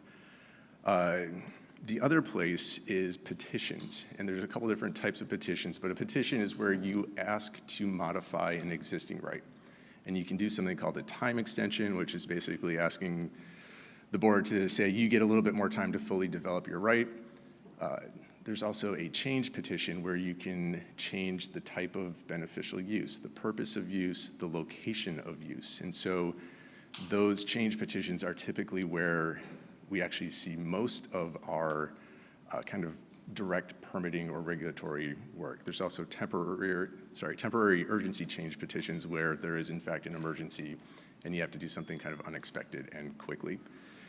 The last thing that I want to highlight, well, maybe two last things, almost done. A lot of the state of California is fully allocated, and there's a link that we're going to include. I couldn't add it to the presentation in time, but we do have a website, Fully Appropriated Stream Systems. If you Google State Water Board Fully Appropriated Stream Systems map, it takes you to an interactive GIS webpage, And you can click on all the rivers in the Central Valley in Southern California and Northern California and see if there is even a season where water can still be diverted. The Tulare Lake Basin, all of those rivers are fully allocated. Most of Southern California, those rivers are fully allocated. Central Valley, kind of the San Joaquin and Sacramento, partially fully allocated. Typically in the summer, it's fully allocated. There is water available in the winter. But that's going to be something that we're going to need to think about as we look forward and how we plan to kind of find 9 million acre feet. A lot of our surface water systems, there's no more water left to kind of draw from, at least during large parts of the year. And I think with that, I'll stop my Water Rights 101 overview and go into water transfers. Let's go to the let's see, next slide. I'm going to do this really, really generally. Water transfers, what are they? Well, in a basic sense, it moves water from one water right to another place or person or water right holder. There's two different types. You can have a short term. Those are the ones we see most often on a seasonal basis. You have extra water in storage. You're willing to transfer it to somebody. You move it that season, and then it's kind of over and done. There are longer term options available. In fact, just earlier this year, the board permitted a 25-year long-term transfer related to the Yuba River Accord. We don't have many of those, but they do come up from time to time. I highlighted what I'm kind of roughly categorizing into four main types. You have transfer of previously stored water. So there's water behind a reservoir. The right holder doesn't need it, want it, or wants to sell it that year, and they can transfer it to someone else. You can also have something called a groundwater substitution. Again, these may be kind of flavors of the same types in some circumstances, but I'm really just trying to call out these different aspects or elements of transfers that people may need to think about. In a groundwater substitution transfer, you basically say, I have my surface water right, but instead of using it this year, I'm going to pump groundwater instead. And you move that stored surface water or just the natural flow of the river, someone else takes it downstream. You can have a direct kind of one-to-one transfer, so I'm going to forego my surface water right entirely and someone else picks it up downstream. I'm not pumping groundwater instead, I just kind of fallow my land, I don't use it, and it goes to somebody else. And then the last one, it's not really a transfer in the technical sense, this is a water code section 1707, in-stream flow dedication, but I included it here because what you're really doing is transferring water to the environment on a seasonal or longer term basis. A couple of benefits. They are immensely effective in addressing short-term hydrologic variability. You have that extra water in particular years, maybe like this year, where conditions are kind of dry, but our reservoirs are pretty full. And if you are able to rely on water that you got already and transfer some of that water that's stored, that may be an option for folks that didn't get a full allocation through a contract, for example. And longer term transfers provide much more certainty. If you know that's going to be there every year after year after year, you can plan, you can develop, you can do more kind of economically based decision making than if you're dependent entirely on hydrology. It also increases stream flow. That's a pro and a con. In a lot of sense, if you're moving water through, it's generally thought of as a good thing, but what you're doing is shifting the seasonality. So water that would have flowed naturally in February or March, depending on when you're transferring it, if you shift it to August or September, it really does affect the natural hydrograph and variability in flow. And so how do salmonids and other ecosystems kind of respond to that shift in timing? You have deeper, colder, more flow. Sometimes it's a big deal, sometimes it's not. And then it also generates substantial revenue, or it can. And I believe in like the Sacramento River Valley over the last 20 or 30 years, hundreds of millions of dollars in revenue generated through water transfers. And that's immensely important for local communities. It's also important because it does provide this greater flexibility moving water from one place to another when it's needed most. But there's some uncertainties that go with it. I think I want to actually start with that bullet. It doesn't really create new water. That same water's in the system, you're just shifting it from one user to another. That's still a good outcome, but it doesn't necessarily increase your supply. It's one person's supply that just gets moved to another place. It's unlikely to be available in drought years. We don't really see that there's enough water to transfer when you have these really, really critically dry years like 2020 through 2022. You still can in the long-term transfers, right? That's that greater certainty, so you'd still transfer what you could even in those drought years.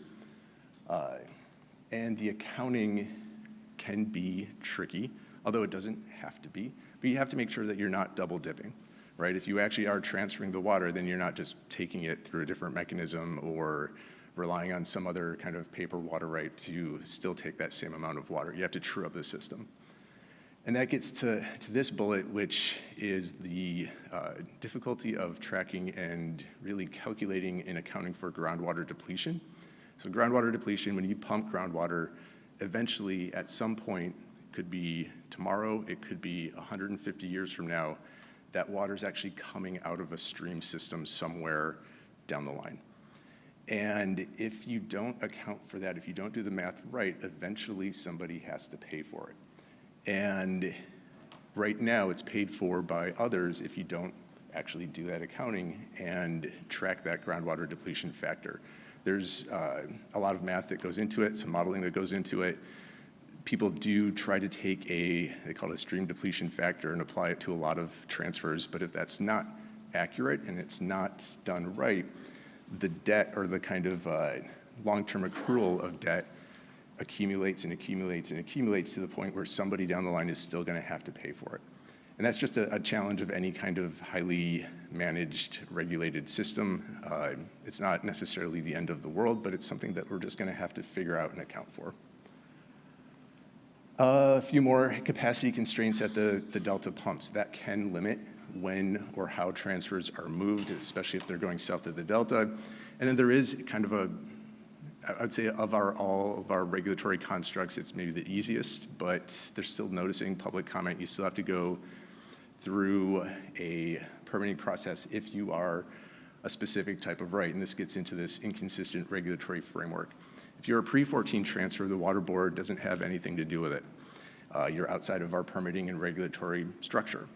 But if that transfer is still going through the Delta, then the Department of Water Resources and CVP are, it's a quasi-permitting authority, I would say. They have to manage what's available in the pumps, in the capacity to move things through, making sure that it doesn't affect, say, storage in their other reservoirs and that the stream depletion factor is being accounted for appropriately.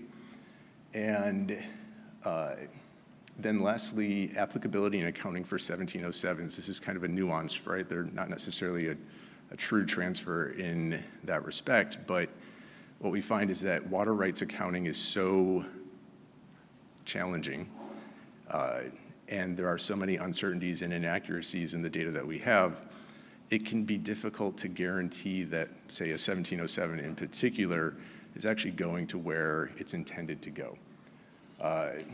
That's a much deeper dive for a later date, I think, but it's just something to kind of have in the back of your head.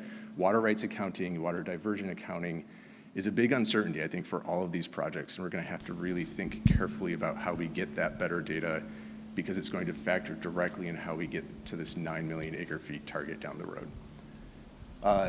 Quick list of who's involved. I'm sure there's others, but I think that is it. Thank you. Thank you, Eric. It's great to get a Water Rights 101 from the State Board directly. Next up, we have Mike Myatt, Senior Director, Climate Resilient Water Systems from the Environmental Defense Fund. Mike, we're running a little short on time, so if you can be as concise as possible, all right, that'd be great. I see a lower number here, so I'll see if I can go faster than 10. Good morning, everybody. My colleague Anna Schiller is actually the person on the committee with you all, but she's on maternity leave, so she emerged from motherhood for one day yesterday, and I'm going to try to keep the CMORT for her while she's out until she's fully back. So my name is Mike Myatt. My role, I'm a senior director at EDF. I lead our California Water Program, which is really focused on groundwater. I appreciate David earlier doing a great overview of the importance of groundwater in all of this, so I don't need to do that. Want to +1 the kind words for the SIGMO team. Couldn't agree more about that. So I'm going to talk about demand management. Appreciate Joel not cueing the Darth Vader theme when I came up here because it can be a little bit of a rough topic. I know it's painful for folks. But it doesn't have to be. There's some things that aren't as painful. So I wanted to start with just like what is demand management? And this is this is a PPIC slide, basically. So this goes back to a report they did a few years ago about the future of water in the San Joaquin Valley. And it kind of covers the full gamut. So there's a lot of reduce on this slide and some flexibility. Eric just covered that with his talk about transfers, so I won't be talking about trading very much. Tia is about to be talking about the urban side, so my talk won't be focused on that. On the natural environment side, there's not a lot of bang for the buck there, but I wanted to include the full gamut of where there's possible demand management measures that can be taken. Reducing losses from infrastructure is another one. But the main talk today, the main purpose of what we'll be talking about will be on the ag side. And so that can include things like land repurposing, rotational fallowing. Basically, we're talking about reducing irrigated agriculture. It can also be setting allocations, having fee structures that incentivize reducing water use, tiered fees, that sort of thing, reducing pumping, irrigation system efficiency and production practices, and shifting to less intensive crops. One thing to keep in mind with demand management, though, is some of these things like irrigation system efficiency, like drip or seepage, that might reduce applied water. It might not give you very much on the net water saving side of things. So depending on where you're located, sometimes a little slop in the system can be a good thing for recharging a basin.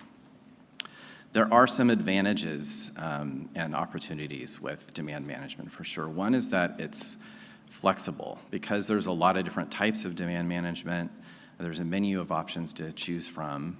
And because it can be toggled on and off, if we think about those pedals of all of the different options that we have in this chasing this 9 million acre feet goal, this is one that some of these things can be toggled on and off. So that pedal can grow in size or shrink in size accordingly year to year. It's adaptable and can be tailored to local conditions. By comparison to some other big projects that require a lot of dollars to get constructed, this isn't free, of course, but it can be affordable. So I hope part of what we do here too is think about the cost per acre foot of some of these things when we're trying to fill this gap. It's probably not what you want, but it might be what you need. And so I think it's a little bit like exercise. Like, do I really want to go run every day? No, I don't always want to do that. But in the long run, I think I'm healthier and better for it. And I mentioned this, it can fill the gaps not met by supply. There are some things that we can do right away that I'm calling them like early interventions or building blocks. You could also say they're kind of no regrets. And that's things like data, having good information, having accounting systems in place. The slide earlier that Lisa showed on the outreach for recycling is great. Education and outreach is really important for this type of work. And having planning and frameworks. Yesterday, the comment was made that can we all agree that we're pretty good at building stuff, but maybe not so great at funding the O&M? And I think the other bookend that is a little bit harder to get funding for sometimes is the front end on the planning side. So barriers and challenges. Oh, sorry, I wanted to mention one more thing. The Groundwater Demand Management Network, I threw this logo up here because I think it's an opportunity for collaboration with this body of a place. I'm a part of this, so if you have questions about it, find me later. But if for those who are familiar with like the Floodmar network, we're trying to create something like that on the demand management side. Okay, so there are some challenges with demand management. There's some very real negative impacts that can be felt when you're talking about reducing productivity or taking land out of production. Job losses, hits to local economies, there's impacts to land, unintended consequences. If it's not done in a strategic way, we can end up with air quality and heat issues and a number of other things. There's equity concerns. It can disproportionately impact low-income communities and small farmers. And there's some practical challenges. This is kind of like the flip side of the coin of the opportunities for the early building blocks. If you don't have capacity and data and you don't have accounting systems in place, if you haven't done your planning and you don't have policies, it's going to be pretty hard to toggle these things on when you need them.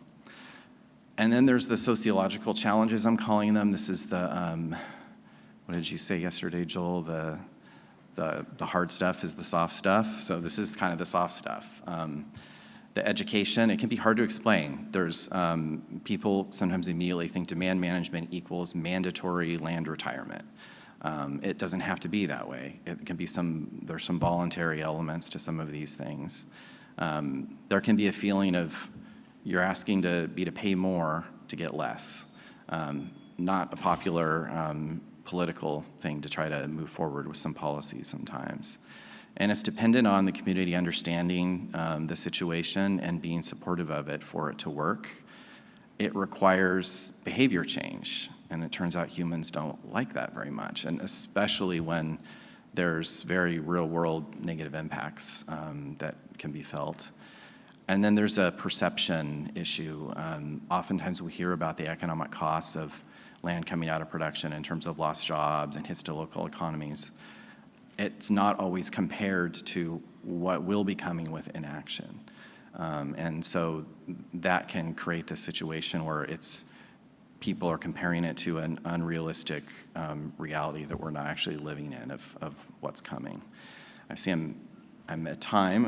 Let me leave you with one last thing. If you imagine you're at a water park, there's the very steep slide that's like the straight down one, which is super fun thrill ride at a water park. And then there's the lazy river. And if we're talking about demand management, we don't want to be forced down that thrill ride slide. So the more we can maximize these other pedals, the more we can do some of the building block stuff, we can level things out a little bit and try to get ourselves on the lazy river. So I'll end with that. Thank you, Mike. Got some advisory committee quotes in the making here with some of these presentations. Next up, we have Tia Fleming, Executive Director of California Water Efficiency Partnership. Thanks, Tia. Just going to start and say we are facing a time gap right now, and once again, you all are looking at demand management and conservation to help, and we are happy to do so. So, all right, I am here to talk about conservation and efficiency, invite you all to kind of shake out your shoulders. It's been a long ride, but hopefully I can wrap us up, or me and Stormwater holding it down at the end. All right, so my name is Tia Fleming. I'm the Executive Director of the California Water Efficiency Partnership, formerly known as the California Urban Water Conservation Council, been around since the 90s. Current membership includes about 240 of the urban water suppliers. So my day in and day out is actually working with conservation and water resources staff, implementing programs, figuring out how to make it work on the local level. So starting today, looking at our regulatory arc of kind of where we've come in conservation and efficiency in California. I didn't go all the way back, but I went back to SBX 7x7, looking at that 20% reduction by 2020. We met that. We also had some intense droughts. We had Governor Brown's 25% emergency order, mandatory reduction. During this time, what was really being asked was, how do we stop this percentage across the board reactionary response? How can we actually make conservation a California way of life? Fast forward to 2018 with SB 606 and AB 1668. This is what we are now living and implementing. Compliance actually starts January 1st of next year. So we're at the very beginning of implementation. This sets an urban water use objective for each of our 400 plus water suppliers. It's looking at population, it's looking at climate, it's actually looking at the amount of irrigable landscape we have on our residential and commercial properties. What it really represents is this shift from a short-term, one-size-fits-all emergency drought response strategy to a proactive, customized, data-intensive supply strategy. So I'm going to talk about the opportunities and the challenges that come along with that. And then I also wanted to add, we also have another bill, another piece of legislation that we're about to, again, start implementing in 2027. And this prohibits the use of potable water to irrigate non-functional turf on commercial, industrial, and institutional properties and HOA common areas. Non-functional turf being, lawn that's under signs, in medians, only used when someone is mowing it. And so water agencies are also now being faced with having to communicate and work with their customers to stop that irrigation and potentially transform those landscapes. Also threw up some key strategies just to kind of ground us in my day-to-day. We're looking at fixture replacements, landscape transformations, leak detection, and water loss. Everything that Mike said about demand management kind of buckets over us as well. So when we look at us as a supply opportunity, I say when properly funded and properly implemented, conservation and efficiency can be amongst the lowest cost pathways to new water supply in California's portfolio. It doesn't operate in isolation, and I'll get into that, but just with making conservation a way of life, when fully implemented, we're looking at about 440,000 acre-feet annual savings. And so we have these regulatory drivers that are really pushing water agencies to conserve on the ground. We have some absolute rockstar leader agencies in the room right now between Moulton and East Bay Mud and Western and Sonoma, I mean, across the board. But we also have a huge gap of a lot of agencies who have not been investing in conservation and efficiency, have major reductions to meet, but also major opportunities as well. There are estimates of significant statewide potential, but implementation realities have to ground and determine what's actually deliverable. That's why I'm excited about the WHEAT model. That's why I'm excited about the watershed approach. I think all of this really plays nicely together with what we're doing here today. But I also wanted to talk about another story, which is LADWP. So in 2018, we did a report with them. LADWP, some of you have probably seen graphs that look like this, right? Population increased over 1 million over a period of time. However, their demand declined. Our analysis, along with them, saw that by treating it as a supply, which is what they do in their portfolio, they were able to avoid about $11 billion in avoided costs of new supply, of treatment, of pumping. And actually, what's not on this slide, but should be, is that they were, we estimate that they kept customer rates about 26% lower than they would have been. And so conservation in certain locations also tells this story of we can be good stewards, we can keep water affordable, we can avoid new supply just by using the water we already have more efficiently. But of course there are tensions and complexities, right? And Mike talked about some of these. Our barriers to implementation that we see: funding, data gaps, capacity. Those are my 3 major ones. We can dive into each of them. But also, conservation doesn't operate in isolation, right? Lower demand means agencies might be right-sizing future supply investments. Great for the community, complex for capital planning. Less indoor water use could mean less available to recycle. Luckily, DWR is undergoing SB 1157 right now, doing a deep dive into how do these play together. The third really big challenge on the local level: conservation can often reduce water sales, and our business models are not built to really support that. It can work against our business model. And so how do we as a state body, how do we as a water plan really say, yeah, conservation and efficiency is part of our supply future. We need to invest in as a state to make sure that we are also lifting up the agencies who I'm working with, day in and day out, who don't have the data infrastructure, don't understand where their water is going. Challenge, but I think the way I think about it, really big opportunity to bring a lot of these agencies to a place where they're more sophisticated in where their water is being used, how it's being used, et cetera. So I'll close with what do we need to do here together? We're balancing implementation and funding realities, but the opportunity is really the key. So obviously we are a tool in the toolbox, we are a petal on the flower, we are named in the supply strategy, and we want to continue to do that. We want to try to identify funded pathways to make sure that the small and underserved agencies are definitely being brought up with us. We need to make sure we're designing strategies together. So Joel, we are matrixed, we are not siloed, like I'm in. And then ground targets and reality. And so this is where I think the WHEAT model, the watershed approach that we're going for is really going to make a big difference. When I think about the future of water in California, and I think about my 4-year-old, I know that the future of water in California is efficient because it has to be. And so I look forward to working with all of you to make sure that we get there. Thank you. Thanks, Tia. Excellent. All right, rounding us out, we have a special guest, Karen Cowan, Executive Director of the California Stormwater Quality Association. Thanks, Karen. Hello, everybody. I am not part of your advisory committee, but Joel so graciously invited me to advise the advisory committee related to stormwater capture. I am the Executive Director of the California Stormwater Quality Association, so we do know a thing or two about stormwater and are really pleased to be here today. So I want to start with, what is stormwater capture? This is sort of like when you try to define your mission for your organization. Why do I exist? And you get all existential.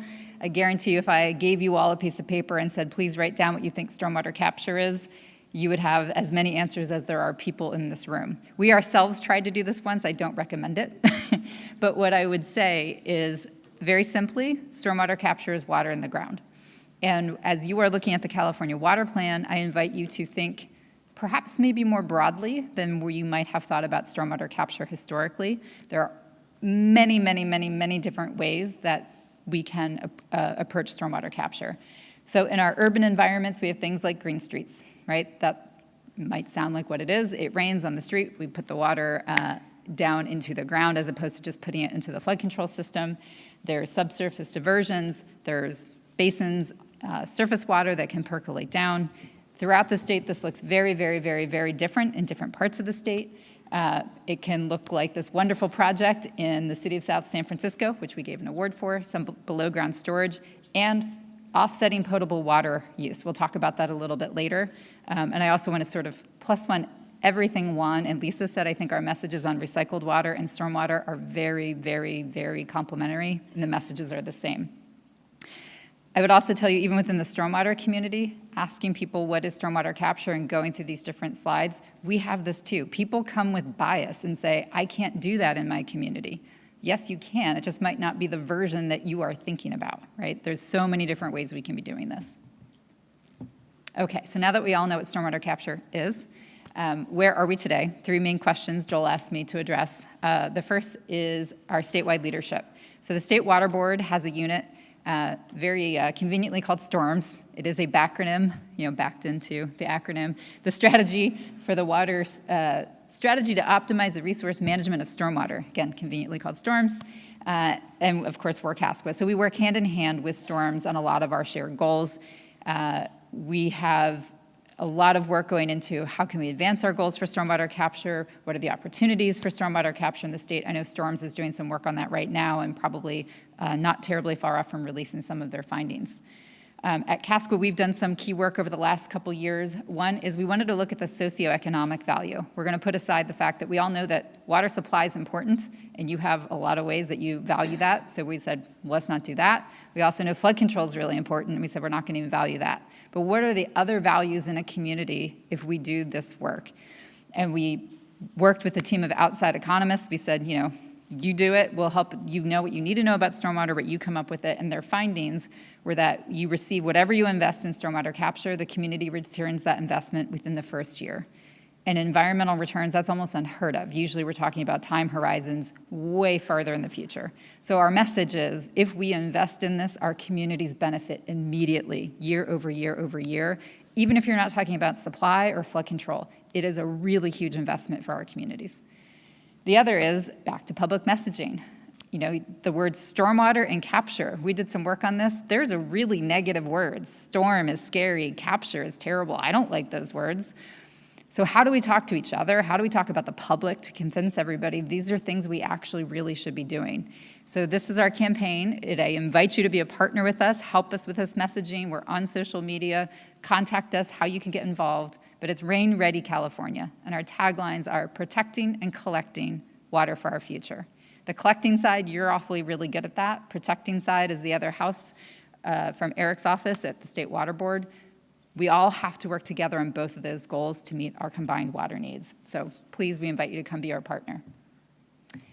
On the opportunity side, there's a lot of momentum for us to leverage. This is not just a could we possibly do it. The water supply strategy, this was great out of Governor Newsom in 2022.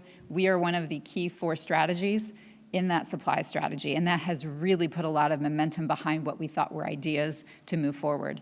The other is the Safe Clean Water Program. Jolene's here from LA County. I view this program, I'm also an LA County resident, so I'm always very happy to pay my fee every single year. This is what happens when we invest, right? And I would say this is not even the demand of what we have, but this is the funding that's politically viable. But this shows what we can do when we put money into these programs. So there's so many examples of what Safe Clean Water has already been able to do. Again, that's just one county in LA. What if we could do more of this? So there's momentum, something for us to build on that this works. From an opportunity perspective, back to offsetting potable water demand. Absolutely pie in the sky, direct groundwater recharge, that's great.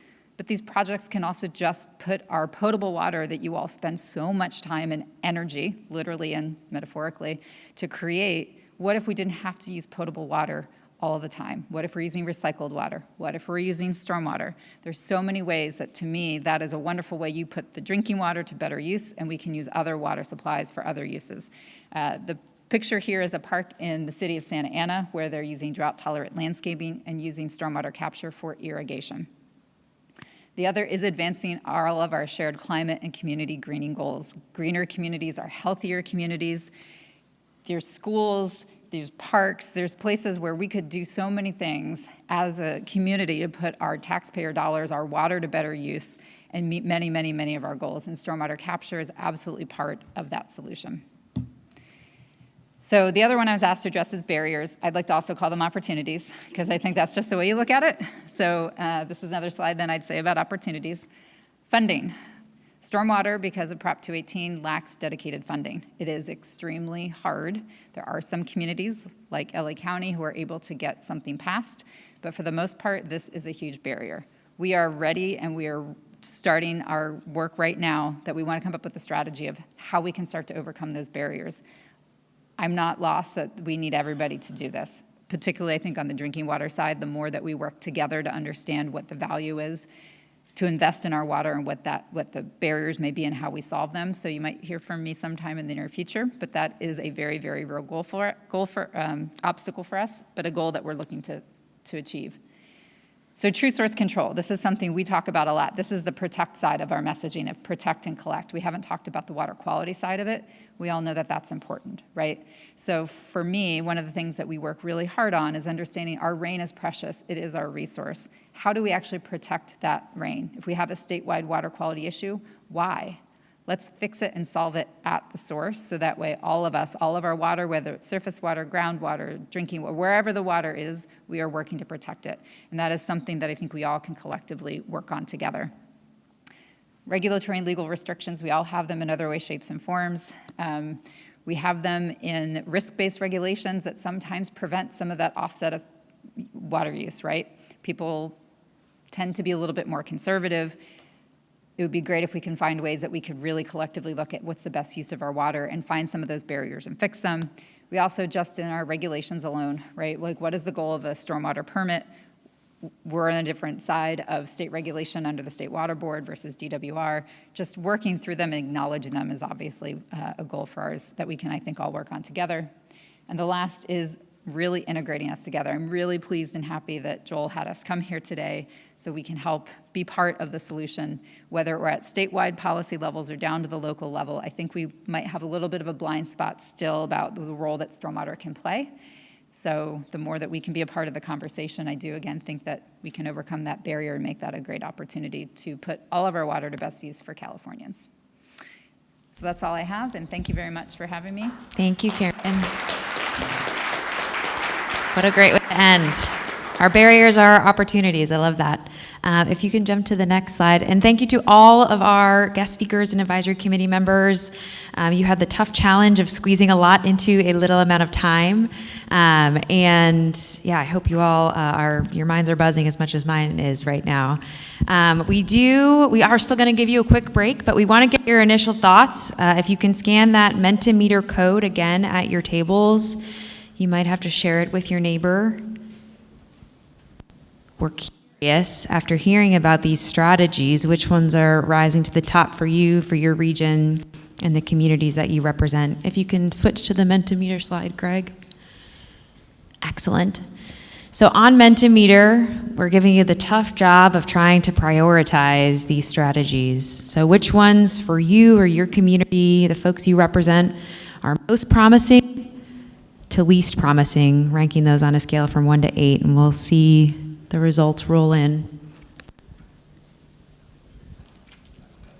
And we'll share these results with you all after the meeting, okay? Not surprisingly, new storage and recharge kind of go hand in hand, right? Two different types of storage. Conveyance. All right, stormwater capture. Pumped up to the top, or closer to the top. Wow, it's really duking it out with conveyance there. Nice, we'll leave this open for maybe 15 more seconds. Seeing some folks are still. Wow, really excited that groundwater recharge is up top because we will be talking about that in a lot more detail this afternoon, so you guys are aligned with us. All right, we do have one more Mentimeter question here. I'm seeing things level out. So this gives you some time. We'd love to hear kind of what's some key takeaways from you all as you look at the flower of strategies together. You know, what are some thoughts? What are some ideas on how maybe we can better integrate these strategies? What are your key takeaways from our presentations, from our guests and advisory committee members? We have the solutions. Yeah, our opportunities or our challenges might be our opportunities. Integrated approach. Yeah, we can reach that 9 million acre feet. Nice. A lot of optimism. Thinking big and integrated. Yeah, we do need those dollar signs though. Political will and funding. Multiple strategies can get us there. Think bigger. Bring the public with us. Yeah, a lot of our speakers talked a lot about public outreach, buy-in, and getting it, storytelling and education out there. Regulations play a key role. I think Eric did a great job kind of touching on some of our water rights constraints, public outreach and communications. All right, well, we'll leave this open for 1 minute, but I do want to give you all a break. So we're at 10:20 right now. We're going to reconvene at 10:25. So we do have snacks in the back. Help yourself. We've got water. We'll bring you back here at 10:25.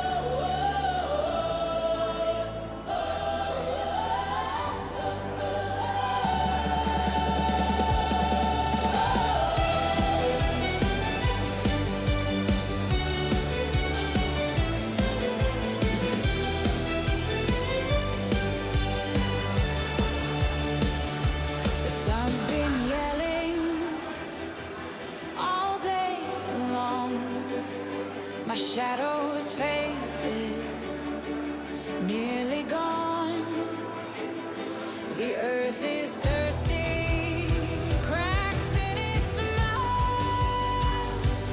We've been walking this road a mile by mile. We need a little water, just a little rain to wash away the dust, to heal the pain. A drop, a splash, a river, a stream. We need a little water to dream. Oh, we need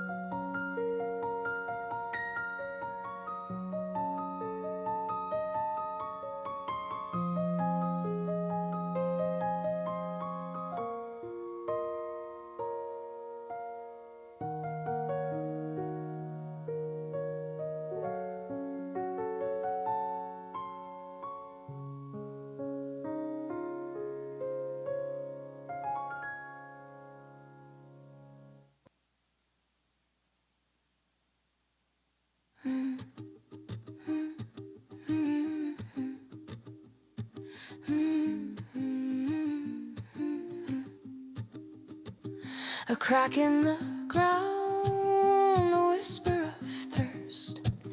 The sky holds its breath as the clouds disperse. A single beat rolls down the glass. Moments like these, they never last. Every drop matters, every tear, every rain, falling like diamonds, washing away pain. Every drop matters, from the sky to the sea. It's a ripple, a wave, a piece of you and me. A river begins with a trembling stream, feeding the world, fueling a dream. The rhythm of life in every fall, no drop too small to answer the call. Feel the flood, feel the flow.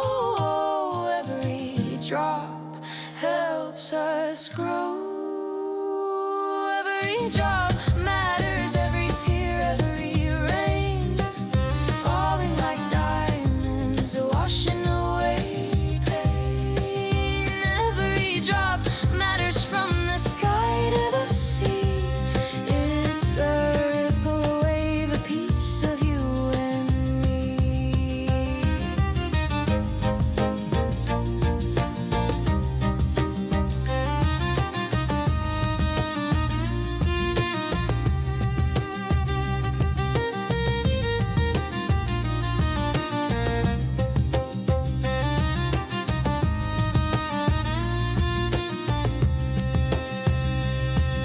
A desert flower. Okay. If everyone can rejoin their seats. We did our best with that break. It's a little long. We're going to make it. I'm going to make up some time here. Every drop, a rhythm in the earth's song. All right. Greg, if you can go to the slides. As fun as it is to see ourselves. All right. And we can cut the music, unless you want to hear my karaoke, in which case, nice. Okay. All right. So rounding out our day 2 here, we already touched on a lot of these engagement platforms yesterday. So I'm going to really briefly review these in greater detail. The one piece I do want to call out, which is specifically named in the legislation, is the California Water Commission, which we have Fern here serving in an ex officio role. But the Water Commission is a really close partner in the development of this water planning process and the thinking behind this advisory committee and this work. And really grateful to have them, as well as the State Water Board, on the advisory committee in that ex officio role. I'm going to review each of these parts of this. We call this one the butterfly graphic. In the next few slides, you should have also received a one-pager with all of these different engagement venues summarized. So you can, for folks that are online, you should also be able to find that on our water plan website. So starting off with the state agency team, as we shared yesterday, we have about 28 state agencies represented on that group. Those meetings are held internally, so they're not open to the public. And really the goal there is to align on state agency planning. As you've heard today, the regulatory and legislative challenges are a big part of this water plan process. And so that's really the charge of that group, is to work through some of those policy, planning, regulatory, and investment challenges as a group. So that group meets quarterly, roughly. They already had their first meeting a few weeks ago, and will be meeting regularly, kind of in an aligned cadence with this advisory committee. We also have the Tribal Advisory Committee, as Anacita shared yesterday.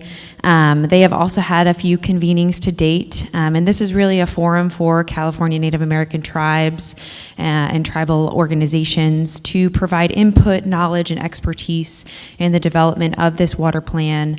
There is also tribal involvement throughout these other engagement forums. So we do have some tribal members or staff or other tribal organizations who are interested in the technical working group and other components of this water plan. And then, of course, we have Carrie Monahan here, who serves as the tribal seat on this advisory committee. And Carrie plays a really integral role in being a voice for the tribal advisory committee and sharing feedback from those committee meetings.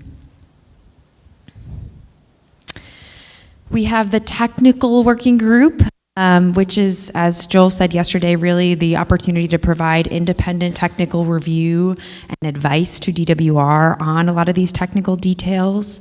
That group is by invite only, so DWR did a review and reached out to folks directly to serve on that technical working group. Karandev Singh, who is not here today, you heard from him yesterday on the 9 million acre feet. He is the staff lead for the technical working group. And if you have any questions about that group, or you know someone who may want to serve on the technical working group, we encourage you to reach out to Karandev. Right now, that group is about 85 prospective members. I know Karandev's still working to confirm the final list. And as you can see here, it represents a big cross-sector of both technical expertise and different agencies represented at the local, state, federal level, as well as nonprofits, academia, and the private sector. And so that group will be having a virtual kickoff on May 26th, and then we'll be planning for their first in-person meeting in August. So again, if you have questions, you wanted to learn more about the technical working group, maybe you want to serve on the technical working group or someone on your team, reach out to Karandev and we can share his contact information with you all. We do have the option to also convene topic-based conversations. I know many of you in our intake calls, we started to talk about some of these really hard topics that warrant further discussion. Water energy nexus is one we've heard from Ali a few times. Water data, I know, is important to many of you. Affordability was the biggest word on that word cloud yesterday. So our focus to start is on these regional forums because those regional inputs are really critical to the technical and planning work that's required for this water plan. But we may need to have other topic-focused discussions, particularly as we get deeper into this planning process. So this advisory committee working with me, we may convene kind of one-off workshops on a particular topic, or as the plan progresses, if it makes sense to convene kind of a standing working group, that's certainly something we can explore. For now, we are starting with this groundwater recharge working group, in particular because of the requirements of Senate Bill 659, which have specific requirements for the 2028 water plan. So we need to hit the ground running with that work, and Stephen Springhorn is here to share a little bit more about that a little later this afternoon. And the last one I wanted to highlight here is the statewide plenary. We're a few years out still from that plenary, but it's an opportunity for all of these engagement venues to come together in the same room and really reflect on the water plan process. And because this plan in particular is really a multi-plan strategy, this 2028 plenary will be an opportunity to pause, reflect on where we are on the pathway to 2033. So we highly encourage you all to be there if you're able to.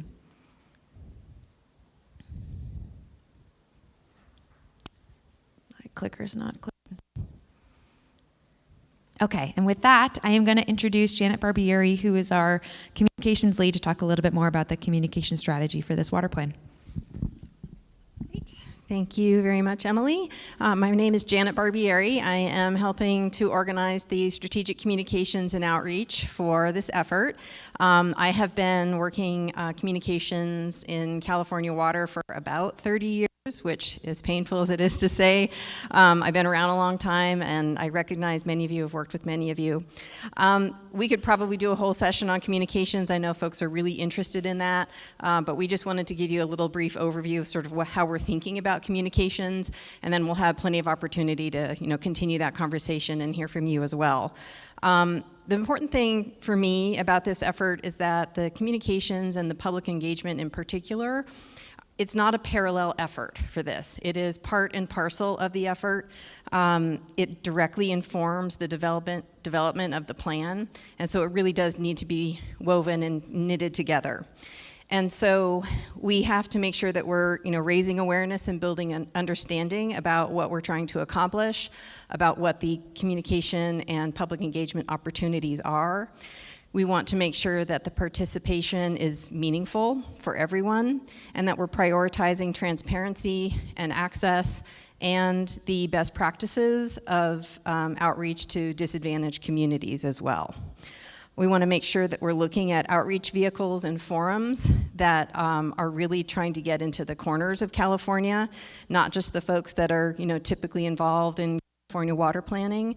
As much as we can, try to broaden that effort.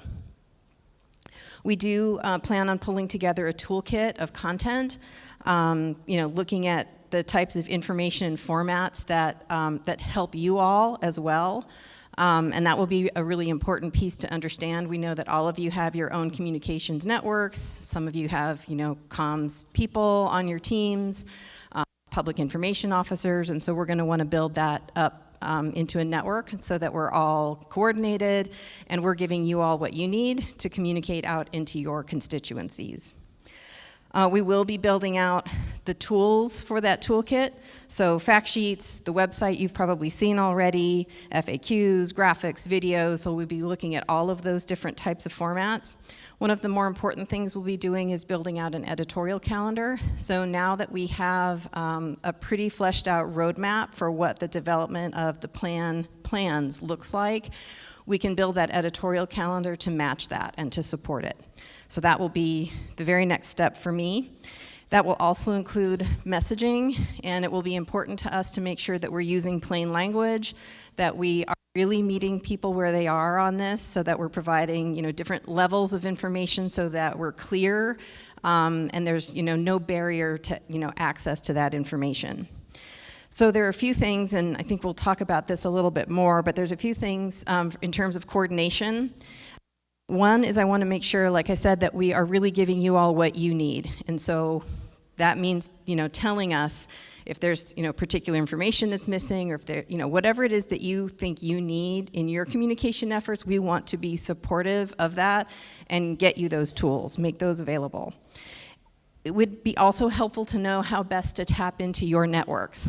I know that you all have extensive networks within your constituencies, and however you think it works best for us to tap into that, we'll be looking for your guidance on how best to do that.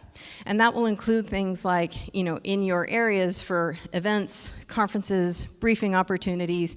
We have our own list of those, but if there's anything in particular that you think would be a priority for your constituents, we would want to know that as well.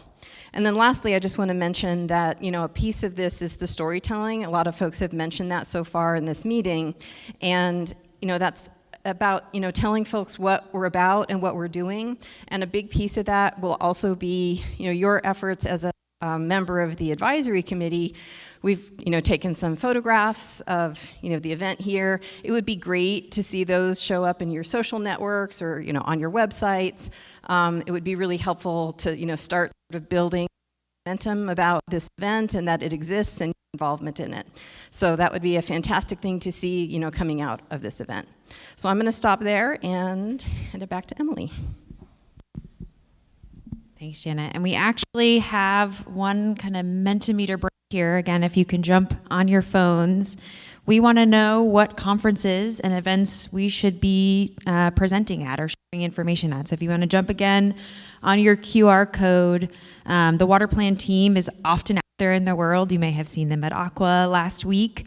And we want to make sure we're talking to the right folks and we're attending the right events. So if you have any recommendations of the types of associations, big events coming up that you know of where it would be important for the water plan team to be present in some capacity, we would love to get your thoughts on that in the next minute.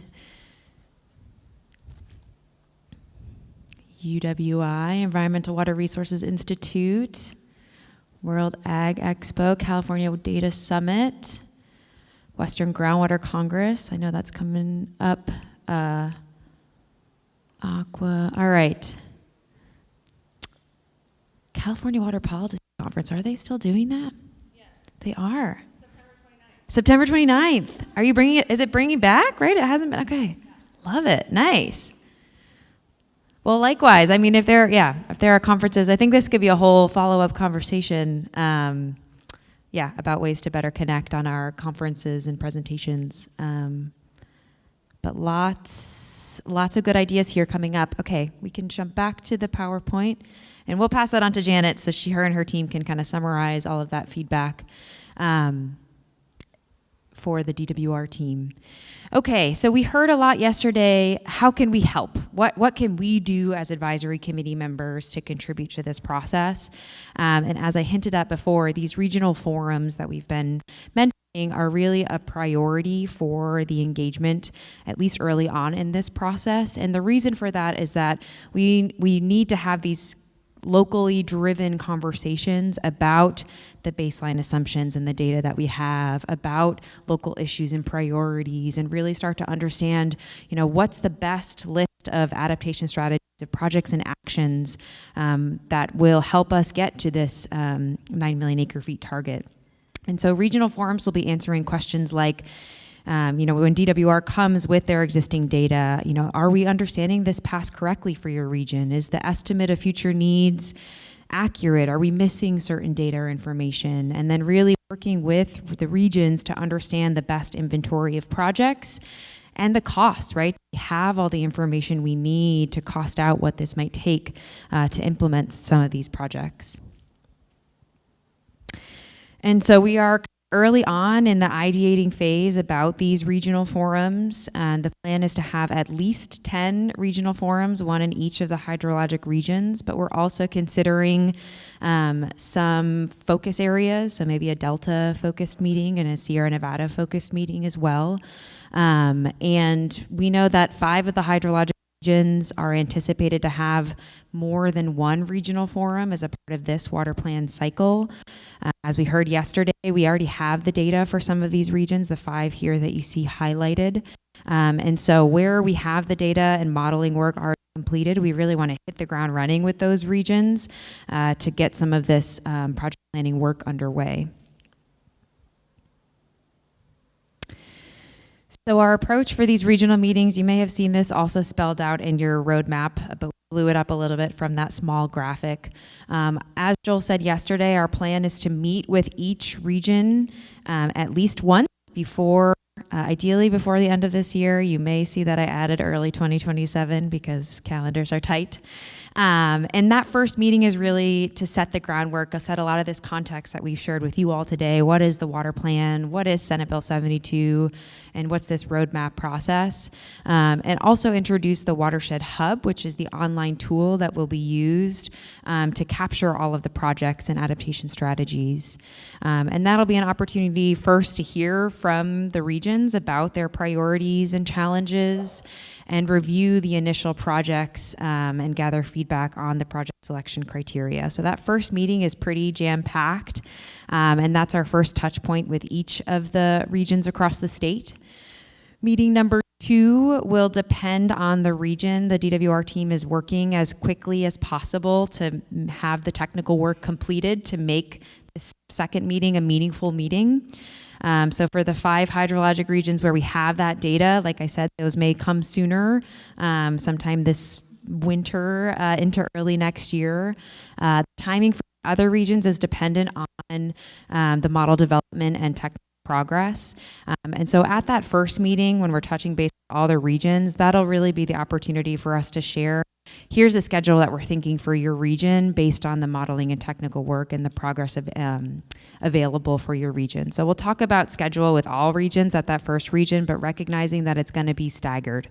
So we'll start with regions where we have the information, but successive meetings for those other 5 hydrological regions may be staggered into the next water plan. And then right now we have a series of about 3 to 4 meetings with each region. We do want to hear from you all, so you'll see in our next section. We want to hear, A, what questions you have about this approach, but B, also what makes sense for your region. Does it make sense to have in-person meetings? Is it preferred to have online meetings? That's the kind of feedback that we really want to hear from you all as we're starting to frame out these regional meetings. So into the future, right after we share the kind of initial results of the baseline of the future with no actions, right? The analyses there. We'll then discuss the refined project lists. So having applied those project criteria, right? What's our refined project list that we have at that point? Still missing information? Do things need to be further refined? And that'll all happen at that second meeting.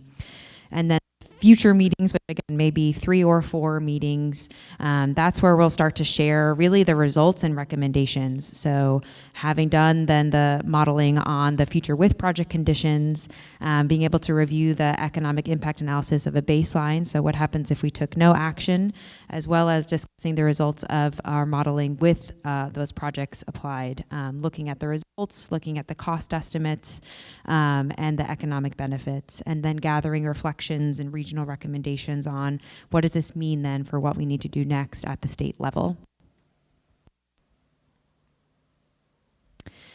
So as advisory committee members, we're really looking for you all to help us design these meetings and think through, who would be the best local sponsor for these meetings. Again, what's the right format, and help us with that outreach to get the right folks in the room for these regional meetings.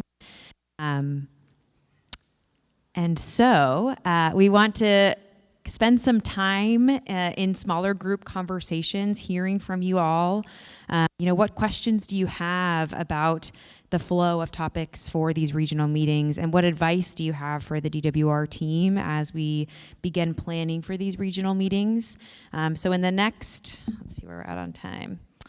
The next 15-ish minutes, we're going to spend in breakout groups. We are going to let you choose which group you want to join. So for those of you that are working across the state, maybe you float around to more than one group. So we'll have, you can see we have flip charts here throughout the room. So in this left-hand corner, my left, we have the South Coast, Colorado River, and South Lahontan regions, and Eric Sy will be there with you all to work through your discussion questions. Here in the front of the room, we're going to have North Coast and Central Coast. I'll be there with you all. Group 3, we're going to have over here with colleague Bill Swanson to talk through the Tulare Lake and San Joaquin River regional forums. Just on that wall, underneath that light, we're going to do the Sacramento River, Delta, and San Francisco Bay discussion. And then in the back of the room, we're going to combine North Lahontan, Sierra Nevada discussion. So each group will have a DWR or Stantec facilitator. We do have 2 questions that I'll flip onto the next screen. For members of the public, you are welcome to also roam around and observe these regional conversations. These are an opportunity for advisory committee members to discuss, so we ask that you maintain that observer role. But if you do have feedback or comments, we still have public comment at the end of today, so we welcome you to provide any comments at that time at the end of today's meeting. All right, so I just threw a lot of information at you. We are going to break out into breakout groups, and we will reconvene at about 11 back here around the table. So if everyone can stand, float in. Our facilitators, we have markers on the floor for you all to help take notes, and we will see you all shortly. For folks online, it's going to be a brief quiet period, and then we'll come back and hear from each group.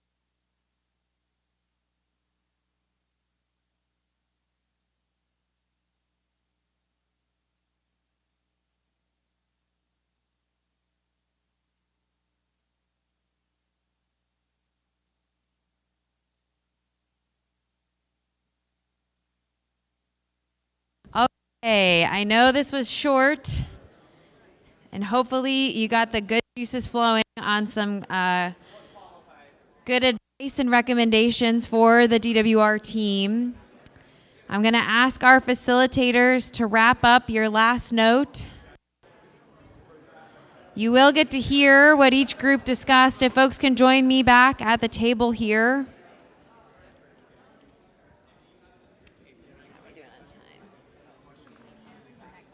Okay, Stephen said he could go a little short.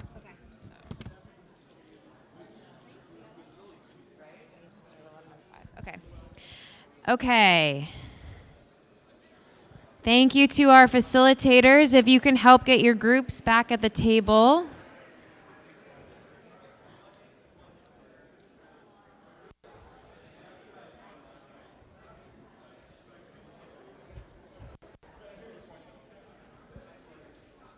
Ready to report out? Okay.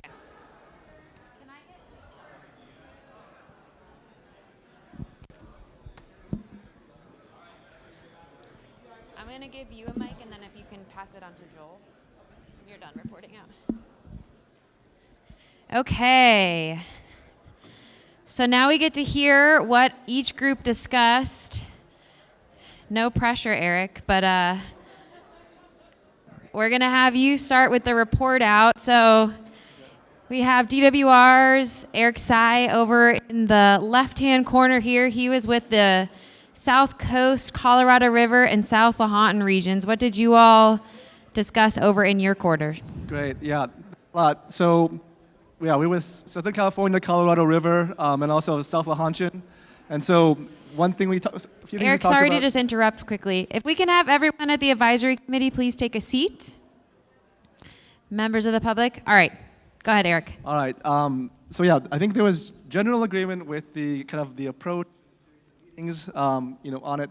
Definitely saw the need to have multiple locations throughout this high population. So they kind of recommended, meetings in LA, Orange County, Inland Empire, and San Diego as examples. Had some conversations on the benefits of both virtual and in-person meetings, and how possibly getting better in commitment within in-person meetings. Really defining the problem from the get-go that we're trying to fix overall, both as a state, but also within the region too. There's a lot of conversation about kind of alignment between regions, not only between north and south, but kind of other neighboring regions as well. Wanting to increase trust, help people kind of diversify their portfolios.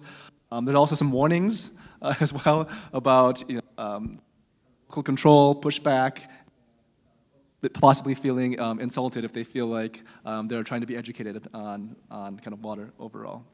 So that's kind of a quick summary of what we talked about. All right, thank you, Eric.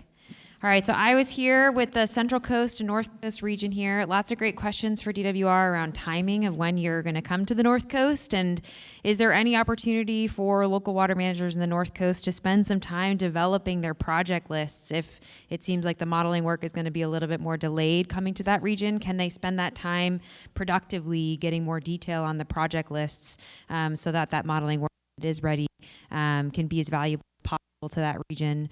There were lots of questions about who's the intended audience of these regional forums and who's going to weigh in on the project priorities. How are we going to accommodate safe drinking water priority is a huge priority for many communities here on the Central Coast.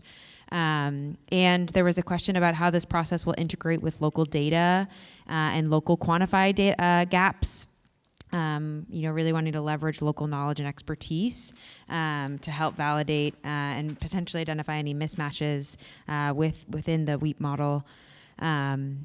Advice for DWR, there were lots of ideas on hybrid versus in-person. One idea I loved is the idea of a watch party. So maybe for some regions that are geographically dispersed, we could have folks together watching maybe presentations in the same room, but then we could have breakout discussions in geographically dispersed areas. Love that idea.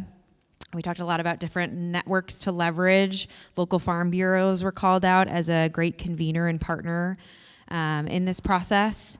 And then lastly here, there was some conversation about, how is this modeling process going to account for managing seawater intrusion and impacts on drinking water? Or how does that kind of play into the process? And how will DWR deal where there are gaps in particularly GSA, Groundwater Sustainability Agency representation on parts of the Central Coast? And I'll flip over to you, talk about Tulare and San Joaquin. Terrific. Thank you, Emily. So the San Joaquin River Basin and Tulare Lake Basin group might seem somewhat homogeneous because it's mostly ag, but it's remarkably different. And so the first advice that the group offered was know the region. And that means understand the distinctions between the users in the basin, where they receive water, locally imported supplies, groundwater, the mix, it's not ubiquitous. And then to build upon existing forums that already exist, things like the Water Blueprint or the CAP or other ongoing activities that have already established a framework for connection and communication across the region. One of the questions that came up from that then was how might we organize the engagement? Would it be basin-wide, or would there be subdivisions that are more tailored toward the unique groups within the area? And so one of the comments was, if you really want to hear people's opinions and get feedback, you have to go to them and be in their space, be where they are. And that might mean thinking about smaller subgroups even within the valley in terms of common users of water that share common problems and common needs. So for example, consider organizing around distinctions between Kern, Tulare, and Fresno, which on a map look like they're very close together, but from a water perspective are remarkably different.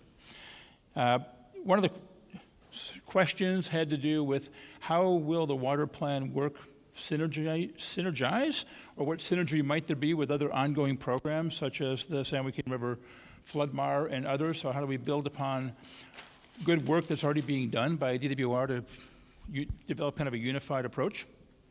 A couple of other suggestions that were really important were the idea of spoon-feeding information. Let's not make this episodic and a data dump once every year and a half, because that will overwhelm people. It's more valuable for people to receive information in small bites, digest it, and that will keep them engaged and bring back ideas. Another was to be sure to engage with the disadvantaged communities early.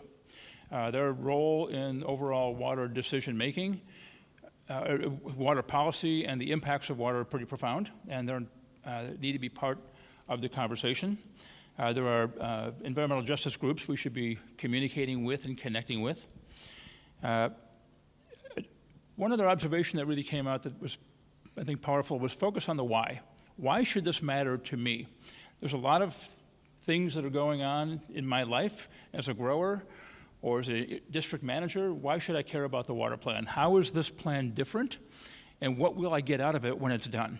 So there's a real strong emphasis on the importance of actionable outcomes, not just information that's interesting but hard to take action on. And then lastly, actually two other things. One was consider the implications of some terms and the personalization of terms like the term demand management. And that it means different things to different people, but for landowners who have a livelihood and a legacy of farming, if demand management is a euphemism for land retirement, that affects them personally in ways that's different than perhaps an urban water agency might think about demand management as a policy to change outdoor watering and things of that nature. So be sensitive to those issues. And then lastly, how do we measure affordability? We talk about affordability as one of the objectives, right, of this water plan, but affordability is different to different entities. So we need to think about how to measure affordability across the diversity of those who will be affected by the plan. Vanessa? Okay, I am Vanessa Nishikawa, and I had the Sacramento, Delta, and Bay groups, and I've been asked to just kind of touch on a couple key things that the group came up with. And it was a really good discussion. We could have gone on for a lot longer, but here we go. So advice for DWR, having more than one meeting within the regions because they are huge areas and varying the locations. And another piece of advice is to provide background on issues and materials and one-pagers so that folks can come with an understanding already into the meetings, and also asking key questions prior to the meetings to get folks teed up to have those discussions. Regarding some key questions for DWR, there were quite a few, as you can see from the page, but a lot of them related to projects and the overlapping of the regions, looking at the different portfolios, how would you operationalize, and there were also some questions related to constraints in the allocation amounts, and when are we talking about the demand side, and baseline assumptions. So what's going into what we're doing, and then how are things going to come out. There were also questions related to the models, but I'm sure all this will come up in the summary. So thank you all for your input, and we will continue this discussion. I'll hand it over to Joel. All right, thank you, Vanessa. So we're Sierra Nevada and North Lahontan. So a couple pieces of advice from the group was to clearly define our goals. What are we trying to achieve with this water plan? And with the regional forums, the advice was we probably can't cover this whole region just with one meeting, so maybe 2 different locations, likely in person, potentially some remote options as well, one on the west side, one on the east side. And then coming over to questions, some of the things that these folks wanted to know was, how do we make this plan relevant to all Californians? And the example was, if you're up in North Lahontan in the northeast side of the state and you're reading this plan, why is it relevant to you? And so I think our team needs to think through that a little bit more. And then just one last takeaway was, how do we capture and include really small rural areas, whether that's a tribal community or a small rural area that don't often have a voice? So thank you for the team for that feedback. We'll take this into account. Back over to you, Emily. Thank you, Joel, and thank you all. We will be capturing all of these handwritten notes as part of our meeting summary. So if you weren't able to join a discussion, but you wanted to hear what that region was discussing, you'll be able to capture that as part of our follow-up. And we'll head back to the slides perfectly. So, of course, there is a next step if you're interested in serving as a regional forum liaison, or you have further ideas. I know we've already pinpointed some of you to help us with some of that thinking. But if you want to be a part of that conversation for standing up these meetings with your region, please reach out to Eric and I. As we said, we'll get those started as soon as next month in terms of some of the initial planning. And with that, I am very excited to introduce Stephen Springhorn, Supervising Engineering Geologist with DWR, to talk about 659 and our engagement strategy. Thanks, Stephen.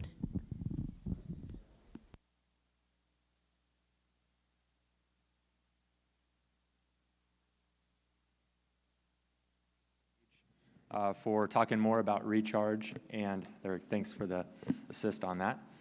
And my name is Stephen Springhorn. I work in our Sustainable Groundwater Management Office, working on SGMA things with a team that, on behalf of that team, we have SGMA team members back here, and we have Jose Alarcon presenting the latest on where we're headed and defining the work for Senate Bill 659 and the work team that we'd like to assemble to make sure we're making the most of the opportunity that is 659, which is huge.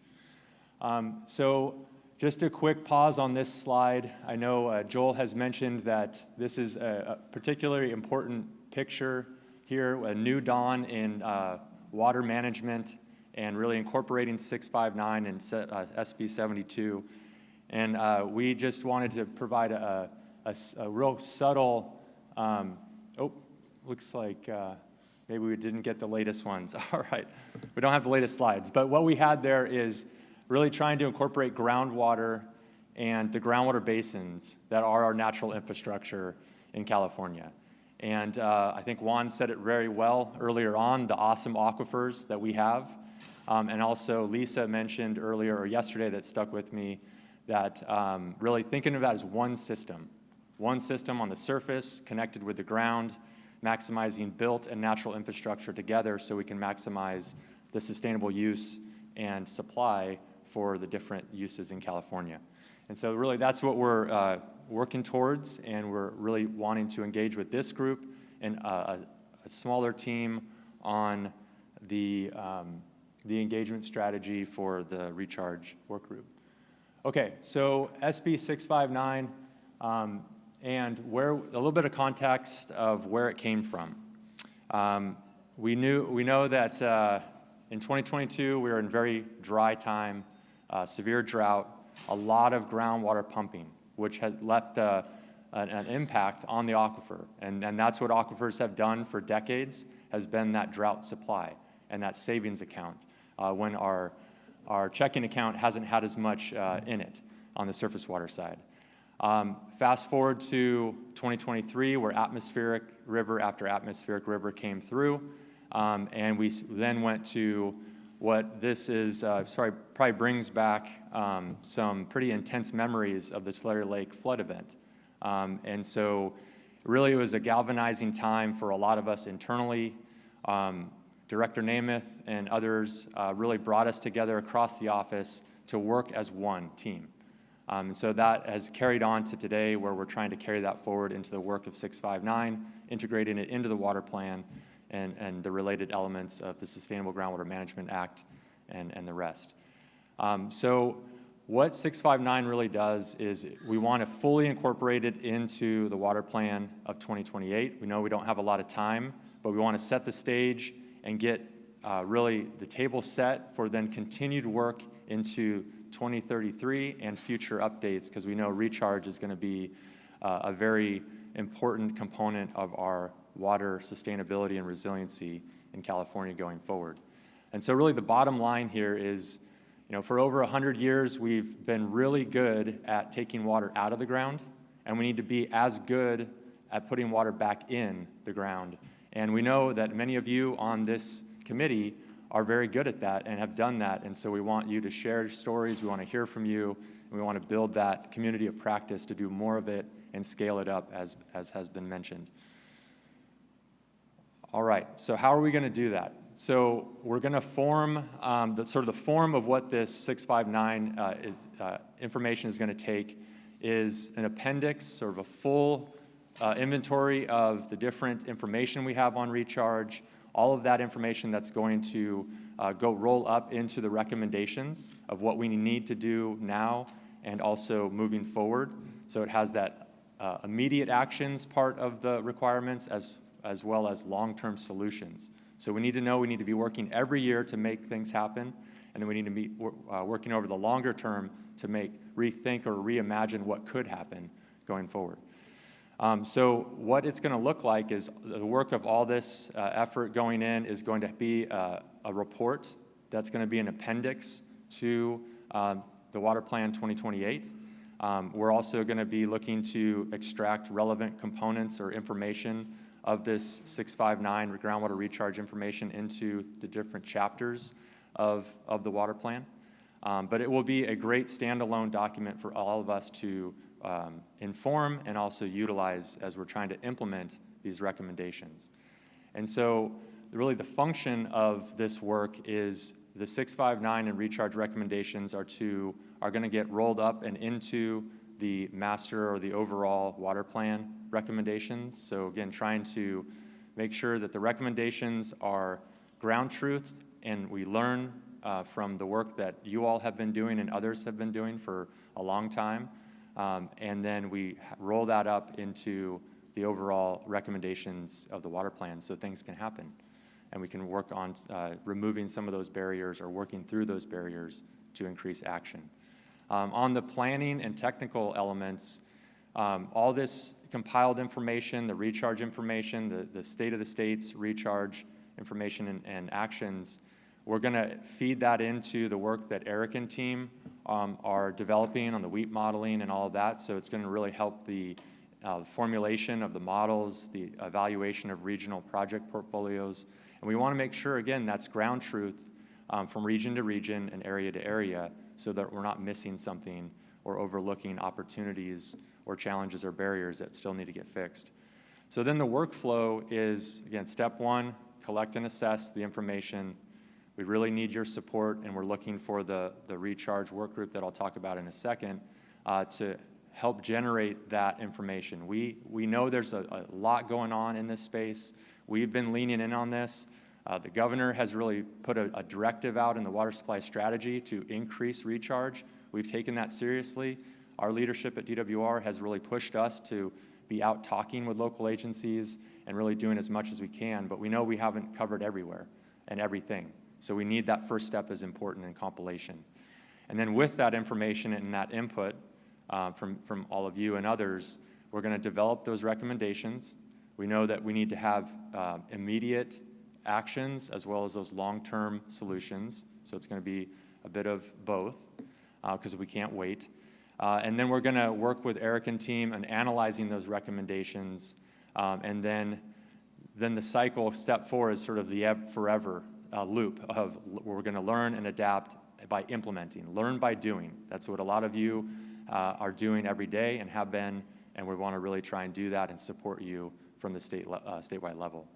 So the little circles below and the arrow that goes off to the right, really we see a need to develop this groundwater recharge working group and engage that group periodically during these steps so we can make sure, again, that it's tuned to what needs to happen and where we need to be in the outcome. So just looking about a little bit more about the act and what's in it, Senate Bill 659, it's very broad. So I think Karen summed it up really well, is, it's water in the ground everywhere. So that covers everything. So that it really is a blank canvas for us to do a lot, but we have to make sure we're working in the right areas that we see the maximum benefits and return on those investments. And then also, the other part of this definition, it covers almost every method. So it's a very broad definition of what recharge is. And so as mentioned yesterday, we need to be having a common vocabulary. We need to be speaking as one voice on what is recharge, what isn't it recharge. And so, but what this shows is that raw water, treated, recycled water, what we heard earlier today, we have ASR, we have injection wells, spreading basins, field flooding, stormwater capture. So it really runs the gamut of all those things that can put water back into the ground. Again, we need to be as good putting it in as we're taking it out. So that's just some context as we go into, as we're shaping the work plan. And Jose is leading this effort for our team, and we're working closely across the department here and with a great consulting team as well. And so we've boiled this down into 9 tasks. Really, at the top tier, task 1 and probably the highest priority is really making sure we have those actionable recommendations to advance groundwater recharge. Sounds simple, it's way more complex, as we know. But as we dive into these different tasks, we are gonna get into the weeds and into the details that will then make task 1 relevant and implementable is our goal. And so that runs from discussing the potential on groundwater recharge and water available. And there's legacy there. There's the water available for replenishment report that came out. It was part of the SIGMA package legislation. And so there's a lot of information. There's the watershed studies that are out there for a part of the San Joaquin Valley. And then getting into the legal and regulatory requirements of recharge projects, we know that that's a big one. And currently there's efforts to streamline that space, and I think more of that is needed, and we're working on that and want to hear from you on that and get the lessons learned from what you've been doing on the ground. And then identifying and discussing groundwater recharge infrastructure. Again, this is the one system concept, natural, built, what's needed, where are the gaps in infrastructure. And so again, that connectivity between systems and the physical system of natural and built infrastructure. And then really canvassing where are the best practices already out there and to advance recharge. There's a lot out there across a wide spectrum of practices. And then we can also do a gap analysis on what best practices are missing. And so that's part of task 6. Task 7 is then the evaluating the potential economic and non-economic cost and benefits of this work. And then 8 and 9 are stormwater capture and in-lieu recharge. Again, some of these really important topics that sometimes don't get lumped into recharge, but they truly are. And it's really great that we have this ability to think more broadly and holistically about a recharge going forward. Okay, so what we're planning to spin up and work through and work with you and others is this groundwater recharge working group. Like the technical working group, where we want this to be broad representation, but nimble enough to allow us to move on the timeline we have, which is relatively quick for 2028, but build it to last so we can transcend each update from 28 to 33 and on, because we know we need to continue to work at this. So it's really, what we're looking for the work group is supporting the development of the recharge recommendations, really that roll up our sleeves in that work, and then how the science, the policy, the implementation pathways that we already know that are out there or need to be out there, how does that integrate in? We want this to be in lockstep with SB 72 because we know groundwater is a critically important point for us to be successful in closing that gap.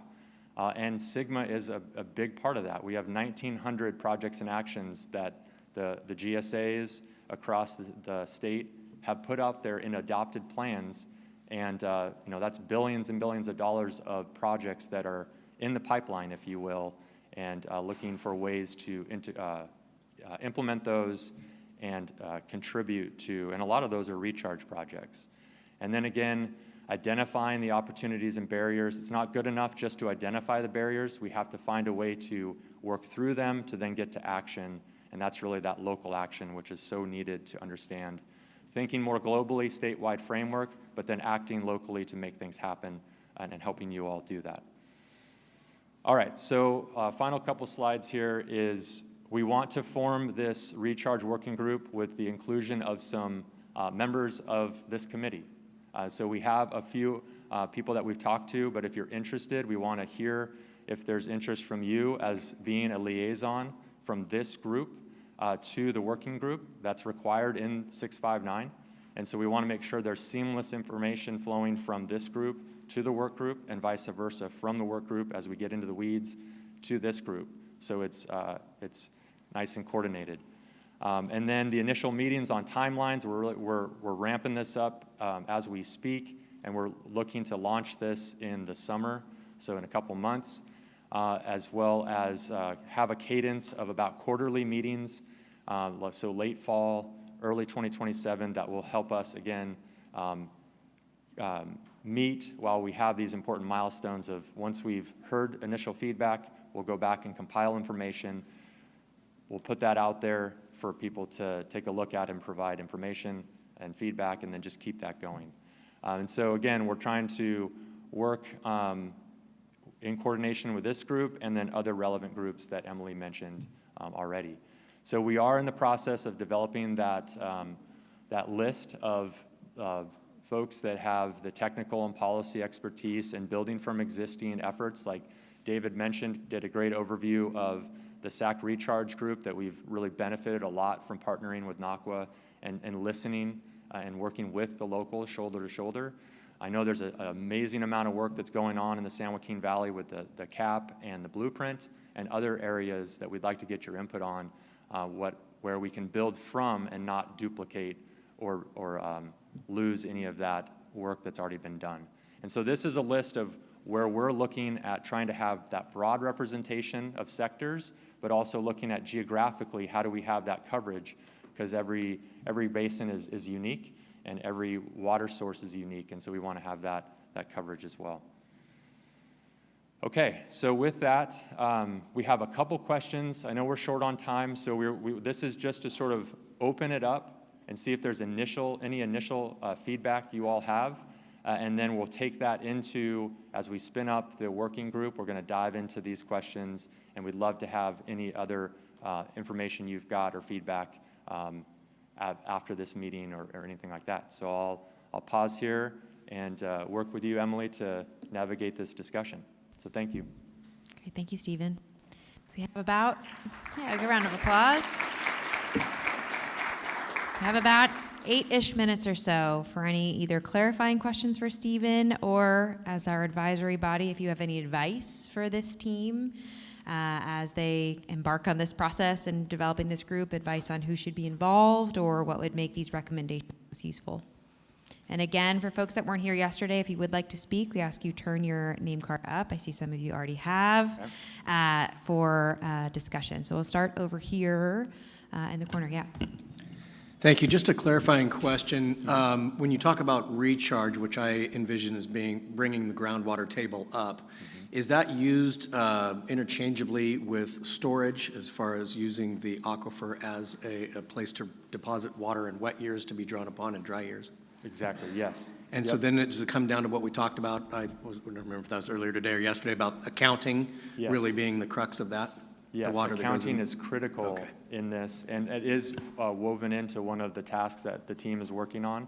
And we have been working with the California Water Data Consortium and working with some of you on the committee here with trying to support their groundwater accounting platform and doing pilots and learning with, alongside, and being informed by those pilot entities that are building those accounting platforms right now. And some of the use cases are in SGMA, so in the Sustainable Groundwater Management Act arena, with trying to understand the accounting and allocations as they're bringing their water budgets into balance. So it includes all of what you described. Yep. All right, I see Godu and Marianne. Thank you, Stephen, for your presentation. I have a question about the last slide where you had a list of different entities. I'm wondering about academic institutions and people doing research on groundwater recharge. So I work with University of California, and there's a lot of researchers working on groundwater recharge, carrying out trials, and just how you're looking to consider those groups, because I think the data from the studies would be very helpful for this work. Thank you for that. Completely agree. Yeah, we do have academic institutions on the list. It doesn't say that officially in one of these bullets, but we do see that as technical organizations or other industry experts. And so really wanting to have the academic presence there, which typically, you all are on the cutting edge of research and also bringing the next generation of rechargers into the field. And so that is so important to have that connection with academia for that cutting edge nature of it. You can be nimble and quick, and also really thinking multi-generational approach and bringing and training the next leaders of recharge in California. So it's definitely on our radar. And I think the ask is if you have folks in mind, Godu, that should be involved, to reach out to Stephen and Jose, and we can certainly have a follow-up conversation offline. All right, I think we have time for 2 more questions, and I see only 2, which is great. So you, Marianne, and then we'll turn to you, Lisa. Thank you. A term of art that we used to use, conjunctive use, and a number of water districts and areas over the years have been actively engaged in conjunctive use programs. Are we capturing that historical information, and are we looking at conjunctive use as part of the portfolio, or has it been replaced by another approach? Great point. And it is in there. It's a slightly different term, in lieu, which as it's defined in the water code, but it is exactly that. And it is keeping groundwater in the ground. And in a lot of cases, that is the most efficient mechanism of recharge and repressurizing or keeping that pressure of the aquifer. And so that is in there. We've seen great examples of that, even in the somewhat early days of SGMA implementation, water year 2023 that I mentioned. The state as a whole, or those that reported, pumped half as much water in 2023 as they did in the droughts of 22 and 2015. So that's a difference between pumping 20 million acre feet or so in California in 2015, it was our high, to under 10 million acre feet in water year 2023. And that's what happens when the atmospheric rivers and floods hit the powerhouse of recharge of California, which is the San Joaquin Valley, volume-wise. And so they knew what to do with it, put it in the ground, and also what it led to is a lot less pumping. So we had massive increases in groundwater levels, less subsidence, fewer dry wells, all of those things that we want to go towards with SGMA being successful and being implemented fully in 2040 and beyond. So it's in there, and we look forward to learning what we've had in the past, and then how we can morph it into some of these newer terms going forward, like in lieu and things like that.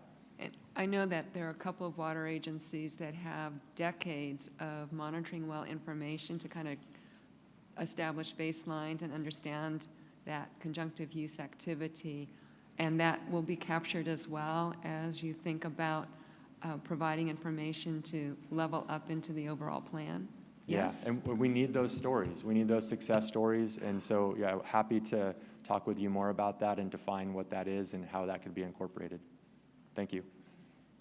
All right, Lisa, round it out. I'm always last. It's okay. Excellent presentation. I really enjoyed every word you said today, so thank you very much for that. I'm curious if we're also looking for industry partners and technology partners, so maybe NASA and Microsoft who can donate tokens towards maybe some AI, assistance and developing and working with our data, but just interested in other outside partnerships. I agree with academia as well. Yeah, that's a great point. And yeah, it's something we've been working on parts of that, but there's so much there as you're describing, more work to be done and more partnerships to form. And so we would really love to hear how you all have been forming those partnerships, how you're incorporating that new era of data management into water management, because it's one and the same. And as we're seeing, data management takes water, right? And so it's that sort of that energy-water nexus and everything as well. So we have worked with NASA JPL for quite a while. Janine Jones, I don't know if she's online, but back in the 2009-10 era, really formed that partnership, and we've had it ever since. And so we've been working with them on their GRACE satellite storage, and then things like that, but not as much on the data side. And so I think as we get bigger and bigger data sets, we're supporting OpenET at the department and really trying to have OpenET out there and available in California. That's a massive data set. And so I know there's partnerships there with Google, like Google Earth Engine, and then we need to build more of that. And so I think that would be a great topic to bring to the work group for us to work through, and just, again, happy to hear any suggestions you've got. Thank you. All right, thank you to Stephen. Stephen will be here, I think, for the rest of the meeting, so if you do have other questions or want to chat more, certainly this is just the start of the 659 updates for this group. All right, thank you. Thank you.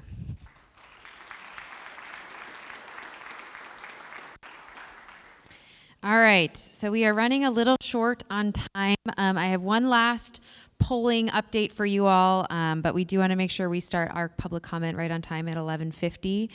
We do have 7 members of the public who submitted public comment cards. If you are one of those members, I'm going to ask you to come over to this group of chairs here onto the side as we are about to head into our public comment. But before we do, just really briefly, want to give a preview of what's to come. So as I alluded to yesterday, WEEP will be top of mind for our next meeting. And if we have a little bit of time, we do have a WEEP handout in front of you all that we're going to give a quick primer on. We'll spend some more time talking about the Watershed Hub at our next meeting. And then we're really going to get your feedback on some of these key topics we started to discuss. So baseline assumptions, project selection criteria, and this initial database of projects for that 9 million acre feet interim target. We are planning for our August meeting to be in Southern California. I do have some proposed meeting dates on a Mentimeter, so I'm gonna try to get some potential dates today so I don't have to bug you all via email for weeks to come. And then we're planning for our 3rd advisory committee meeting to be either in the Visalia or Fresno area. We've got some AC members who have already offered to serve as hosts, which is awesome. We may have some water tours before or after the meeting, so we're going to get your feedback on whether you'd be interested in that. But by the fall, we'll be able to provide an update on the test of concept of how this modeling process has worked for one small region, what we're learning along the process, and then there'll be a lot to follow up on from our 2nd meeting at our fall meeting in October. And with that, I'm going to pause on the group polling for now to give plenty of time for our public commenters, and then we'll circle back to this after our public comment. For our folks providing public comment today, I'm going to ask you all to come up to the podium as I call you by name. You will have 3 minutes to provide your public comment. There is a clock here down on the floor right in front of you, as well as a clock here at the podium to give you a sense of how much time you have remaining. If you do run long, I will have to interject to keep us on time and make sure we can cover all the rest of the topics that we need to cover. For folks that are online, if you would like to provide a public comment, you can still submit your public comment via email. And we'll have that email posted on the slides. It's also posted in the meeting agenda and on screen here. So you have until 5 p.m. today to provide those written comments. Those will be included as part of the advisory committee meeting summary that will be provided after this meeting. So with that, first up on our public comment, I have Kimmery Wiltshire from Confluence West.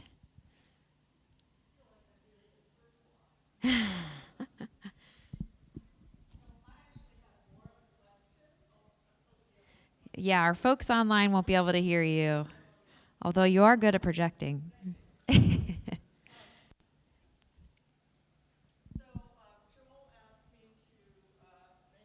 We're going to ask you to come to the mic so our folks online can also hear you.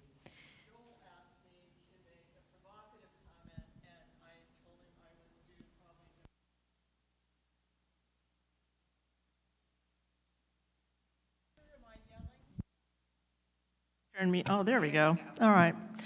All right. So David talked about the importance of natural infrastructure, and Lisa talked about the critical importance of partnerships.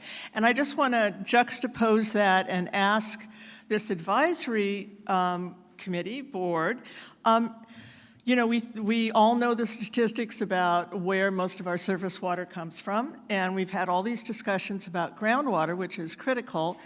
Obviously, a lot of that groundwater is coming from the forested headwaters in the state. We need to slow down the water, those flashy runoffs, so that it's going more into groundwater and more into protecting the forests and ecosystems. We've heard about, in our meeting over there, we heard about meadow restoration. I mean, there's all kinds of tools that local communities are doing, that tribes are doing, et cetera. How is the advisory board incorporating those concepts into this work? Because I've heard a lot of, you know, it's everything downstream from the big dams. So thank you.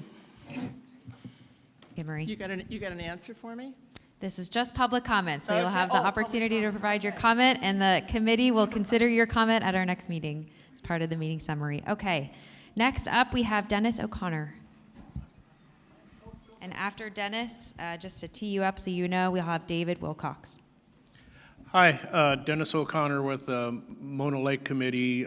This is my 7th water plan update, and some of you may know me from the 20 years I spent with the Senate Natural Resources and Water, doing water stuff. Sorry about that.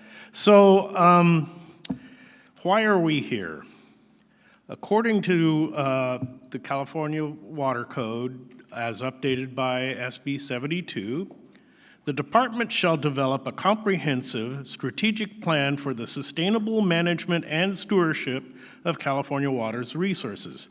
This plan shall be known as the California Water Plan and shall provide an update on the status and trends of California's water-dependent natural resources, water supplies, and its agricultural, urban, and environmental water demands for a range of plausible future scenarios. The plan shall also include long-term water supply targets and strategies to meet those targets as outlined in this chapter. We've heard an awful lot about strategies that would help the human environment. Really haven't heard anything about California's water-dependent natural resource systems or strategies and approaches that might help that. That seems to be a problem. I suspect that as you go out and do your regional things, that you will hear a lot more about those kinds of concerns. What does stewardship of our water-dependent natural resources mean? Things like that.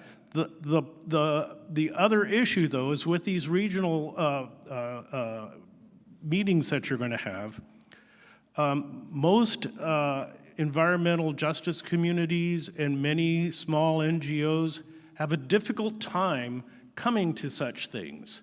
And so you're going to need to try and figure out a strategy to bring those voices in.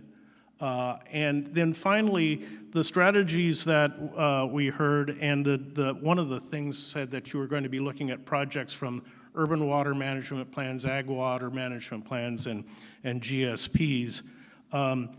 There are a lot of other kinds of projects out there besides the types that are proposed by water agencies and such. Especially things like non-centralized systems like gray water systems at home, rainwater capture. There's a whole host of things that one might do, and if you rely on the urban water management plans, et cetera, you're going to miss those things. Thank you. Thank you, Dennis. All right, next up we have David Wilcox, and then following him we'll have Scott Cantrell. I flew in from Boston for this meeting. I know a few of you. Good to see you again. I've met many of you throughout the couple of days. Really appreciate you exchanging cards with me. There's 83 people recommended for the technical working group. Think about that. That's probably in response to Director Nemeth's comment that you need the best technology and you don't think you have it yet. That's really quite amazing when you think about it. You're in the state that has more technology investment than any other state in the country, and probably more than most countries.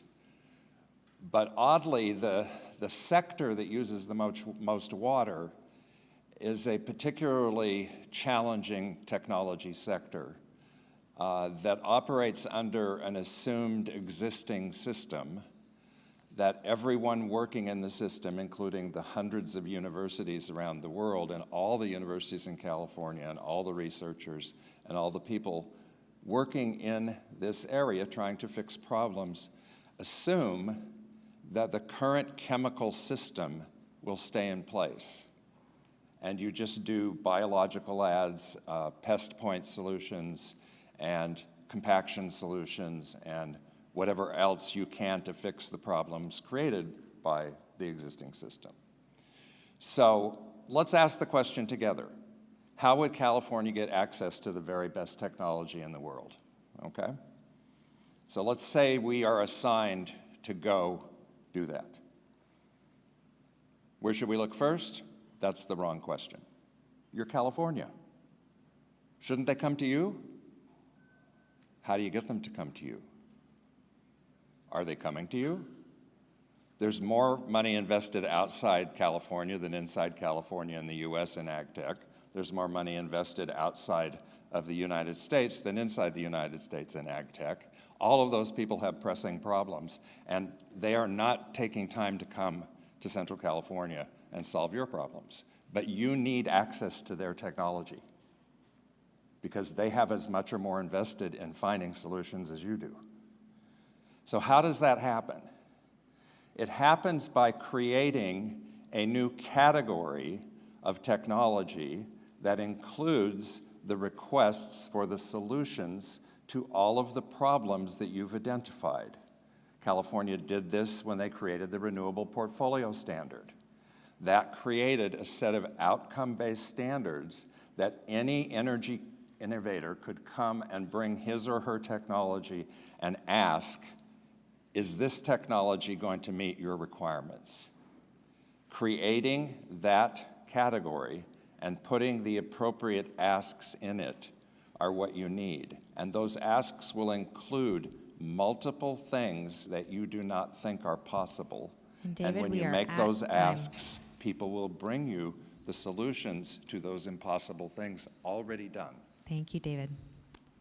All right, next up we have Scott Cantrell, who's coming up here, and then next up we'll have David Yao.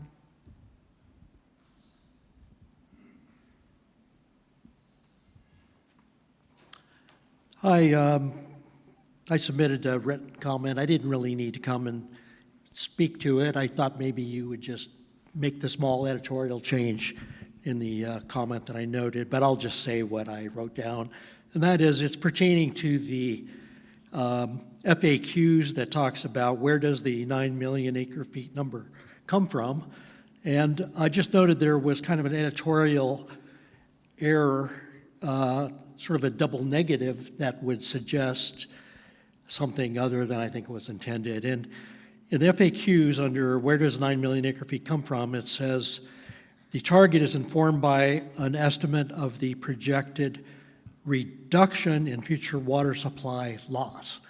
A reduction in loss suggests an increase. So I just offered some clarifying language that just says estimate of the projected loss, what projected water supply loss. Okay. Thank you, Scott. By mid-century. Yeah, thank you. All right, next up we have David, followed by Harold Tapley. Good morning, if it's still morning, yes. David Yao with the International Association of Plumbing and Mechanical Officials. The faster way of putting it is IAPMO, and as of May 17th, we will have been California's plumbing code partner for 100 years. And I'm here to cheer you on. We appreciate the work that you're doing, and we're eager to contribute in technical expertise with the data and with the industry relationships within the plumbing industry that is ultimately going to be responsible for helping to implement the work that you're going to be charting, particularly for water efficiency and for conservation. Thank you. Thank you. Next up, we have Harold Tapley, and then after Harold, we'll have Paul Helliker. Good morning. I want to appreciate the goals to update this water plan. It really needs it. California is searching for ways to expand water supplies and strengthen the long-term water resilience, and I'd like to bring attention to an opportunity for outdoor water use involving aquatic facility wastewater best management practices. In 2010, a study was prepared by CalWEP, identified swimming pool filter backwashing as one of the largest single uses of water associated with pools. Across California, public pools, schools, universities, hotels, motels, water parks, and aquatic facilities routinely clean their filtration systems. They generate wastewater that is discharged and replaced with potable drinking water. Using the assumptions outlined in the CalWEP study, together with estimates of California aquatic facilities, filtration cleaning practices account for over 3 billion gallons of water annually statewide. Because every gallon discharged requires potable replacement, the impact doubles. Today, we still use treated water once, dispose of it, and then replace it with drinking water. This creates a linear process in a time when California is increasingly embracing circular water management strategies.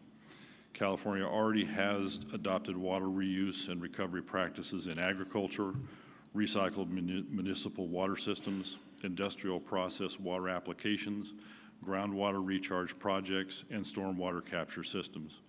We recognize in these sectors that water should be treated as a resource rather than a disposable commodity. Aquatic facilities reuse is an opportunity to reduce wastewater generation, reduce environmental discharge impacts, and decrease demand for potable replacement water. As we plan for the next 20 years of future water management, I respectfully ask that the aquatic facility wastewater reuse be considered as part of your water conservation discussion. We want to make conservation a way of life because every drop counts. Thank you. Thank you. All right, next up we have Paul Helliker, and then we have our last commenter, Gary Bobker. Thank you. Hello, everyone. As an early participant in the Solve the Water Crisis effort, and then continuing on as one of the leadership team for getting SB 366 and SB 72 passed and then ultimately signed. I'm very pleased to see that DWR has really embraced and is now advancing the action plan approach that's part of SB 72. We did consider alternatives to DWR and also to the water plan, but given the history and the scope of the water plan, I think we quickly realized that that's where the bill should focus. Now, some of the opponents thought that the State Water Board really should be the lead on this and take the action plan forward, but I don't think they really consulted with Eric and his colleagues over there at the State Water Board. So as Director Namath mentioned, SB 72 and the new water plan does build on the resilience portfolio and on the hotter, drier strategy. So it will be updating them in a more comprehensive detail. So many thanks to the other members of the leadership team, the sponsors and supporters of SB 72, and particularly to all of you. I really appreciate the fact that you're dedicating your time and expertise to helping to make the water plan a success. I'll be here with you, but I look forward to the meetings coming up. Just a couple quick comments. As you all know, water agencies prepare urban water management plans, number of plans and reports about supplies and demands, including urban and agricultural water management plans, groundwater sustainability plans, annual water supply and demand assessments, safer monthly reports, and so on and so forth. And I hope we'll get to explore how the information that's in all of those relates to and is going to be incorporated into this planning effort. You've heard some of those themes in the comments from the different subgroups here. And then when water agencies develop their capital improvement plans, they focus on those projects that are going to give the most benefit for the least cost. And I look forward to seeing the same kind of analysis here that's built into the water plan that I know Cindy and Joel and their team will do. And then finally, thank you in advance to the DWR staff and the consultants for all the hard work they're going to do to try to get us a plan done in the next 18 months. Thank you. All right, we have our last commenter here, Gary Bobker.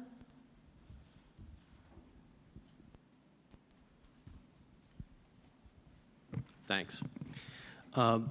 Gary Bobker, I'm the program director at Friends of the River. There's 2 quick points I'd like to make. I mean, there's so much we could talk about, but with 3 minutes, I just want to hit 2 key points. The first is that the 9 million acre-feet reduction is not necessarily a reduction in use.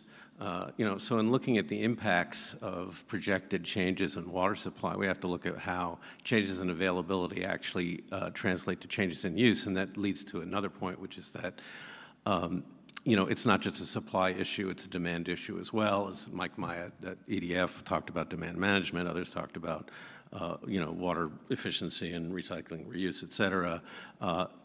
Glad to see that as in previous water plan updates, we're looking at both sides of the equation. That's going to be really important. Second point I wanted to make is that I think, when we did the survey earlier, groundwater recharge was right at the top, and that makes sense. Our aquifers are, natural infrastructure that is much more resilient to climate change. The capacity of the aquifers far dwarfs, I think, any other physical approach to enhancing storage. So it's something that is at the top of everybody's agenda. It is not an approach that is risk or cost-free, and in our zeal to make our groundwater sustainable and expand our groundwater supplies, we can't shift the impact to surface water systems. Getting back to a point that Dennis O'Connor made, which is that surface water resources are not sustainable now. We over-extract and over-allocate them. And the fear I think many of us have is that we're not going to just do what sounds good theoretically, which is to divert water to groundwater in very wet conditions. We're going to do it when it's not dry. And if we do that, we're going to exacerbate the already existing devastating impacts on natural ecosystems, on fisheries, on communities that depend on healthy rivers and aquatic environments, on water quality. That's not a place I think any of us want to go. So in looking at groundwater recharge, the immense importance of groundwater recharge, we also have to be realistic about what we can do and the conditions under which we can divert. A big challenge for all of us. Thank you. Thank you. And thank you to all of our public commenters. Again, if you are joining us online and you'd like to submit a written comment, you may still do so by 5 p.m. today by sending it to the water plan email. And we are going to jump back. Oh, some of you have already answered these. So if you can get back on your Mentimeter really quickly. Again, you've got that QR code on your desk. We want to get some early feedback on this advisory committee meeting, the structure that works best for you. So our first question here is, do you have a preferred meeting format? Do you like these 2 half-day sessions, so an afternoon session followed by a morning session? Or would you prefer one full day, an 8:30 to 5 marathon all in one day? We'll leave this open for a second. I know some folks had to step away, so we'll follow up with those AC members who aren't here. We'll give you maybe 10 more seconds to answer this one. Seeing the 2 half days edge out here against the 1 full day. I know many of you travel from across the state, so it makes sense to start in the afternoon. That was kind of our initial thinking. Okay, next question, please, Greg. Okay, so meeting number 2, we're going to ask you to pull out your calendars if you have them. If you don't, again, we'll validate this with you all as a follow-up, but to help us narrow down our timing, we're asking you to pull out your calendars, assuming that it might be 2 half days. We're looking at August 18th, 19th, 19th, 20th, 25th, 26th, or 26th, 27th. As I mentioned before, we are planning for this meeting to be in Southern California. We've already had some great offers from our local hosts to help us plan this meeting. We're going to leave this open for maybe another 20 seconds or so.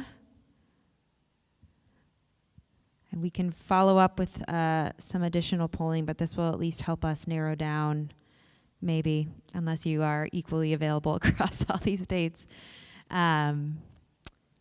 We do need, as a reminder, at least 19 of you to be physically present in person in order to conduct business. So until we can confirm that number, we won't be able to confirm the date. But giving us a sense of your priorities will help us. And then we'll follow up again, as I said, with the folks that aren't here physically in the room. All right, well, seeing a pause in the numbers changing here, it looks like the 19th and 20th doesn't quite get us to quorum, but gets us pretty close. So we'll follow up with you all on top 2 dates here. All right, next one, if we can, Greg. Again, we know your calendars book up. So here we're asking you to look at that last week in October, first week in November. Maybe we can have a Halloween-themed committee meeting. Show up in costume, maybe. Although these November dates got some early yeses. We'll give you a second to look at your calendars. Again, we're not tying you to these dates. We're just trying to gauge availability. And we are projecting for that fall meeting to be in the San Joaquin Valley, potentially get out on the landscape and get to see some of these projects that we'll be talking about. We'll give you all another 15 or so seconds. I still see the numbers moving. This really helps us narrow in on dates, so appreciate you guys looking at your schedules and giving us your availability. Looks like we might not get the Halloween meeting of my dreams, but that's all right. November 4th, 5th seems like a year for this group, almost at quorum, which is great news for me. Okay, next slide here. Okay, so I did mention we were thinking about doing some water tours, optional water tours either before or after the AC meetings. Would love to get your sense of if this is something you're interested. So if it was before the meeting, it might be even be like the morning before, and then we'd go into the afternoon meeting or the day before. Or if you're not interested, that's totally fine. I just want to gauge interest from you all. And it looks like maybe before the meeting, which would be great. Get some team building out on the tour before we head into the meeting, which could be nice.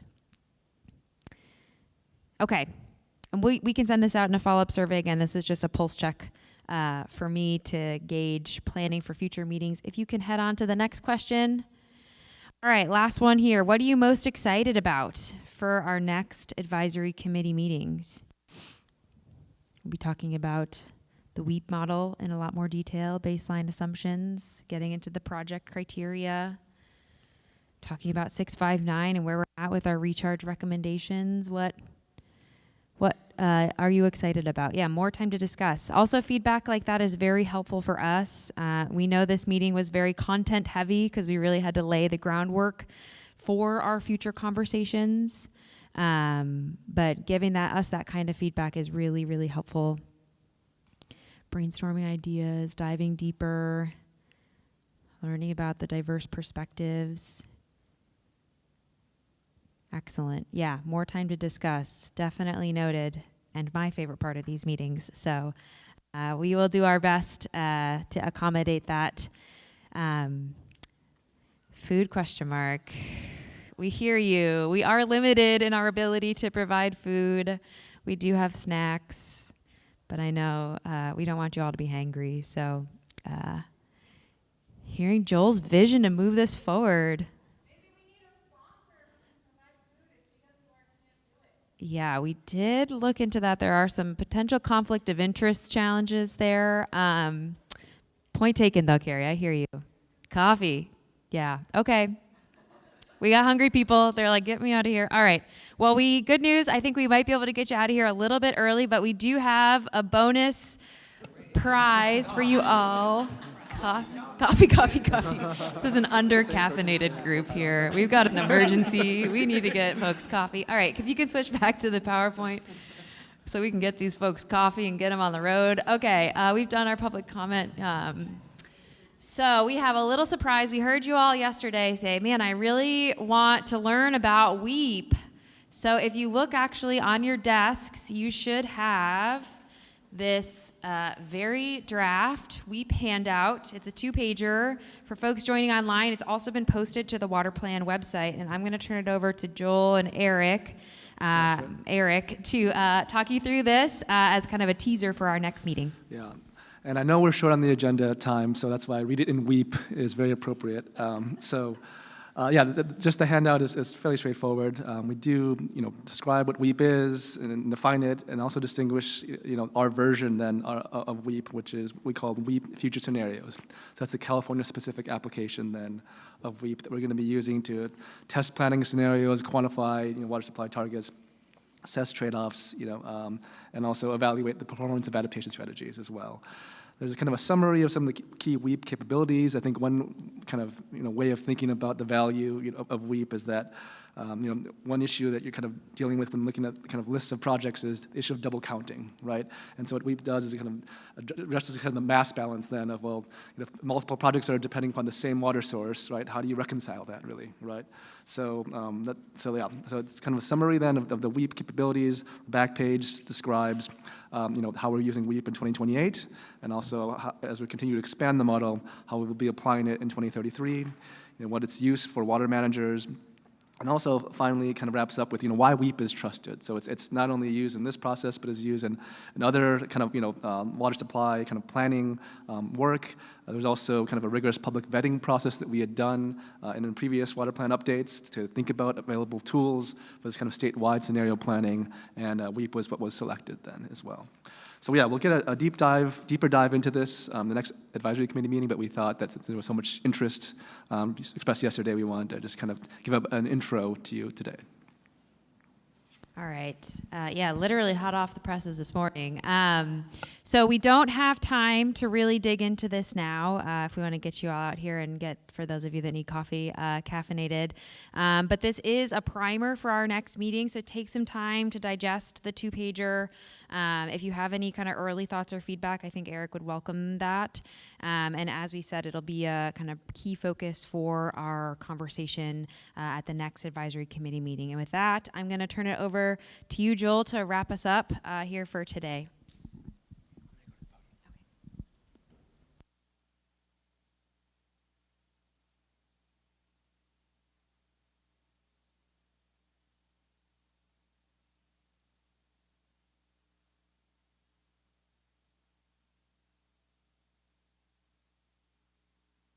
Want to spend just a little time to reflect and to share some takeaways.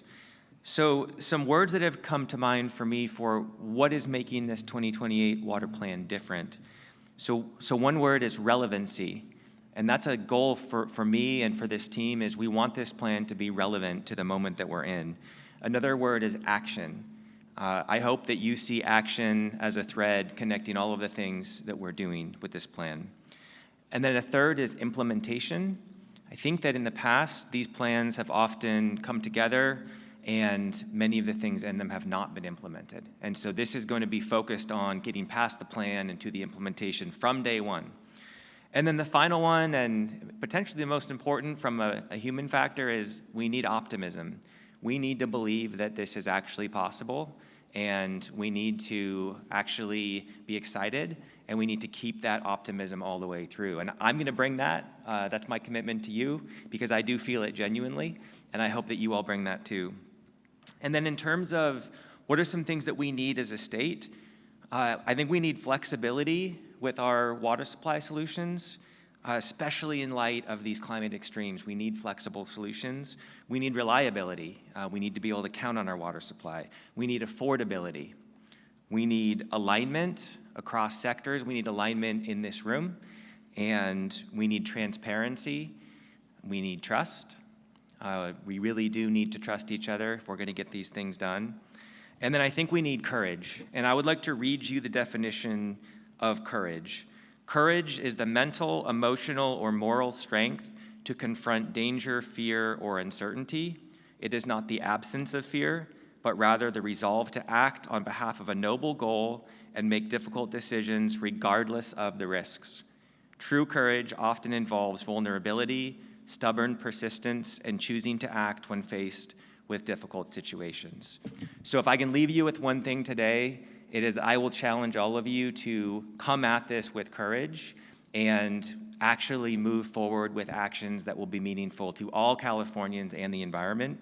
And I hope that if we are successful, when we are successful, we will deliver a plan that is meaningful and raises up every single Californian in this state. So thank you for being here. Let's do great things for California. And I will see you all in 3 months in LA. Have a good rest of your day.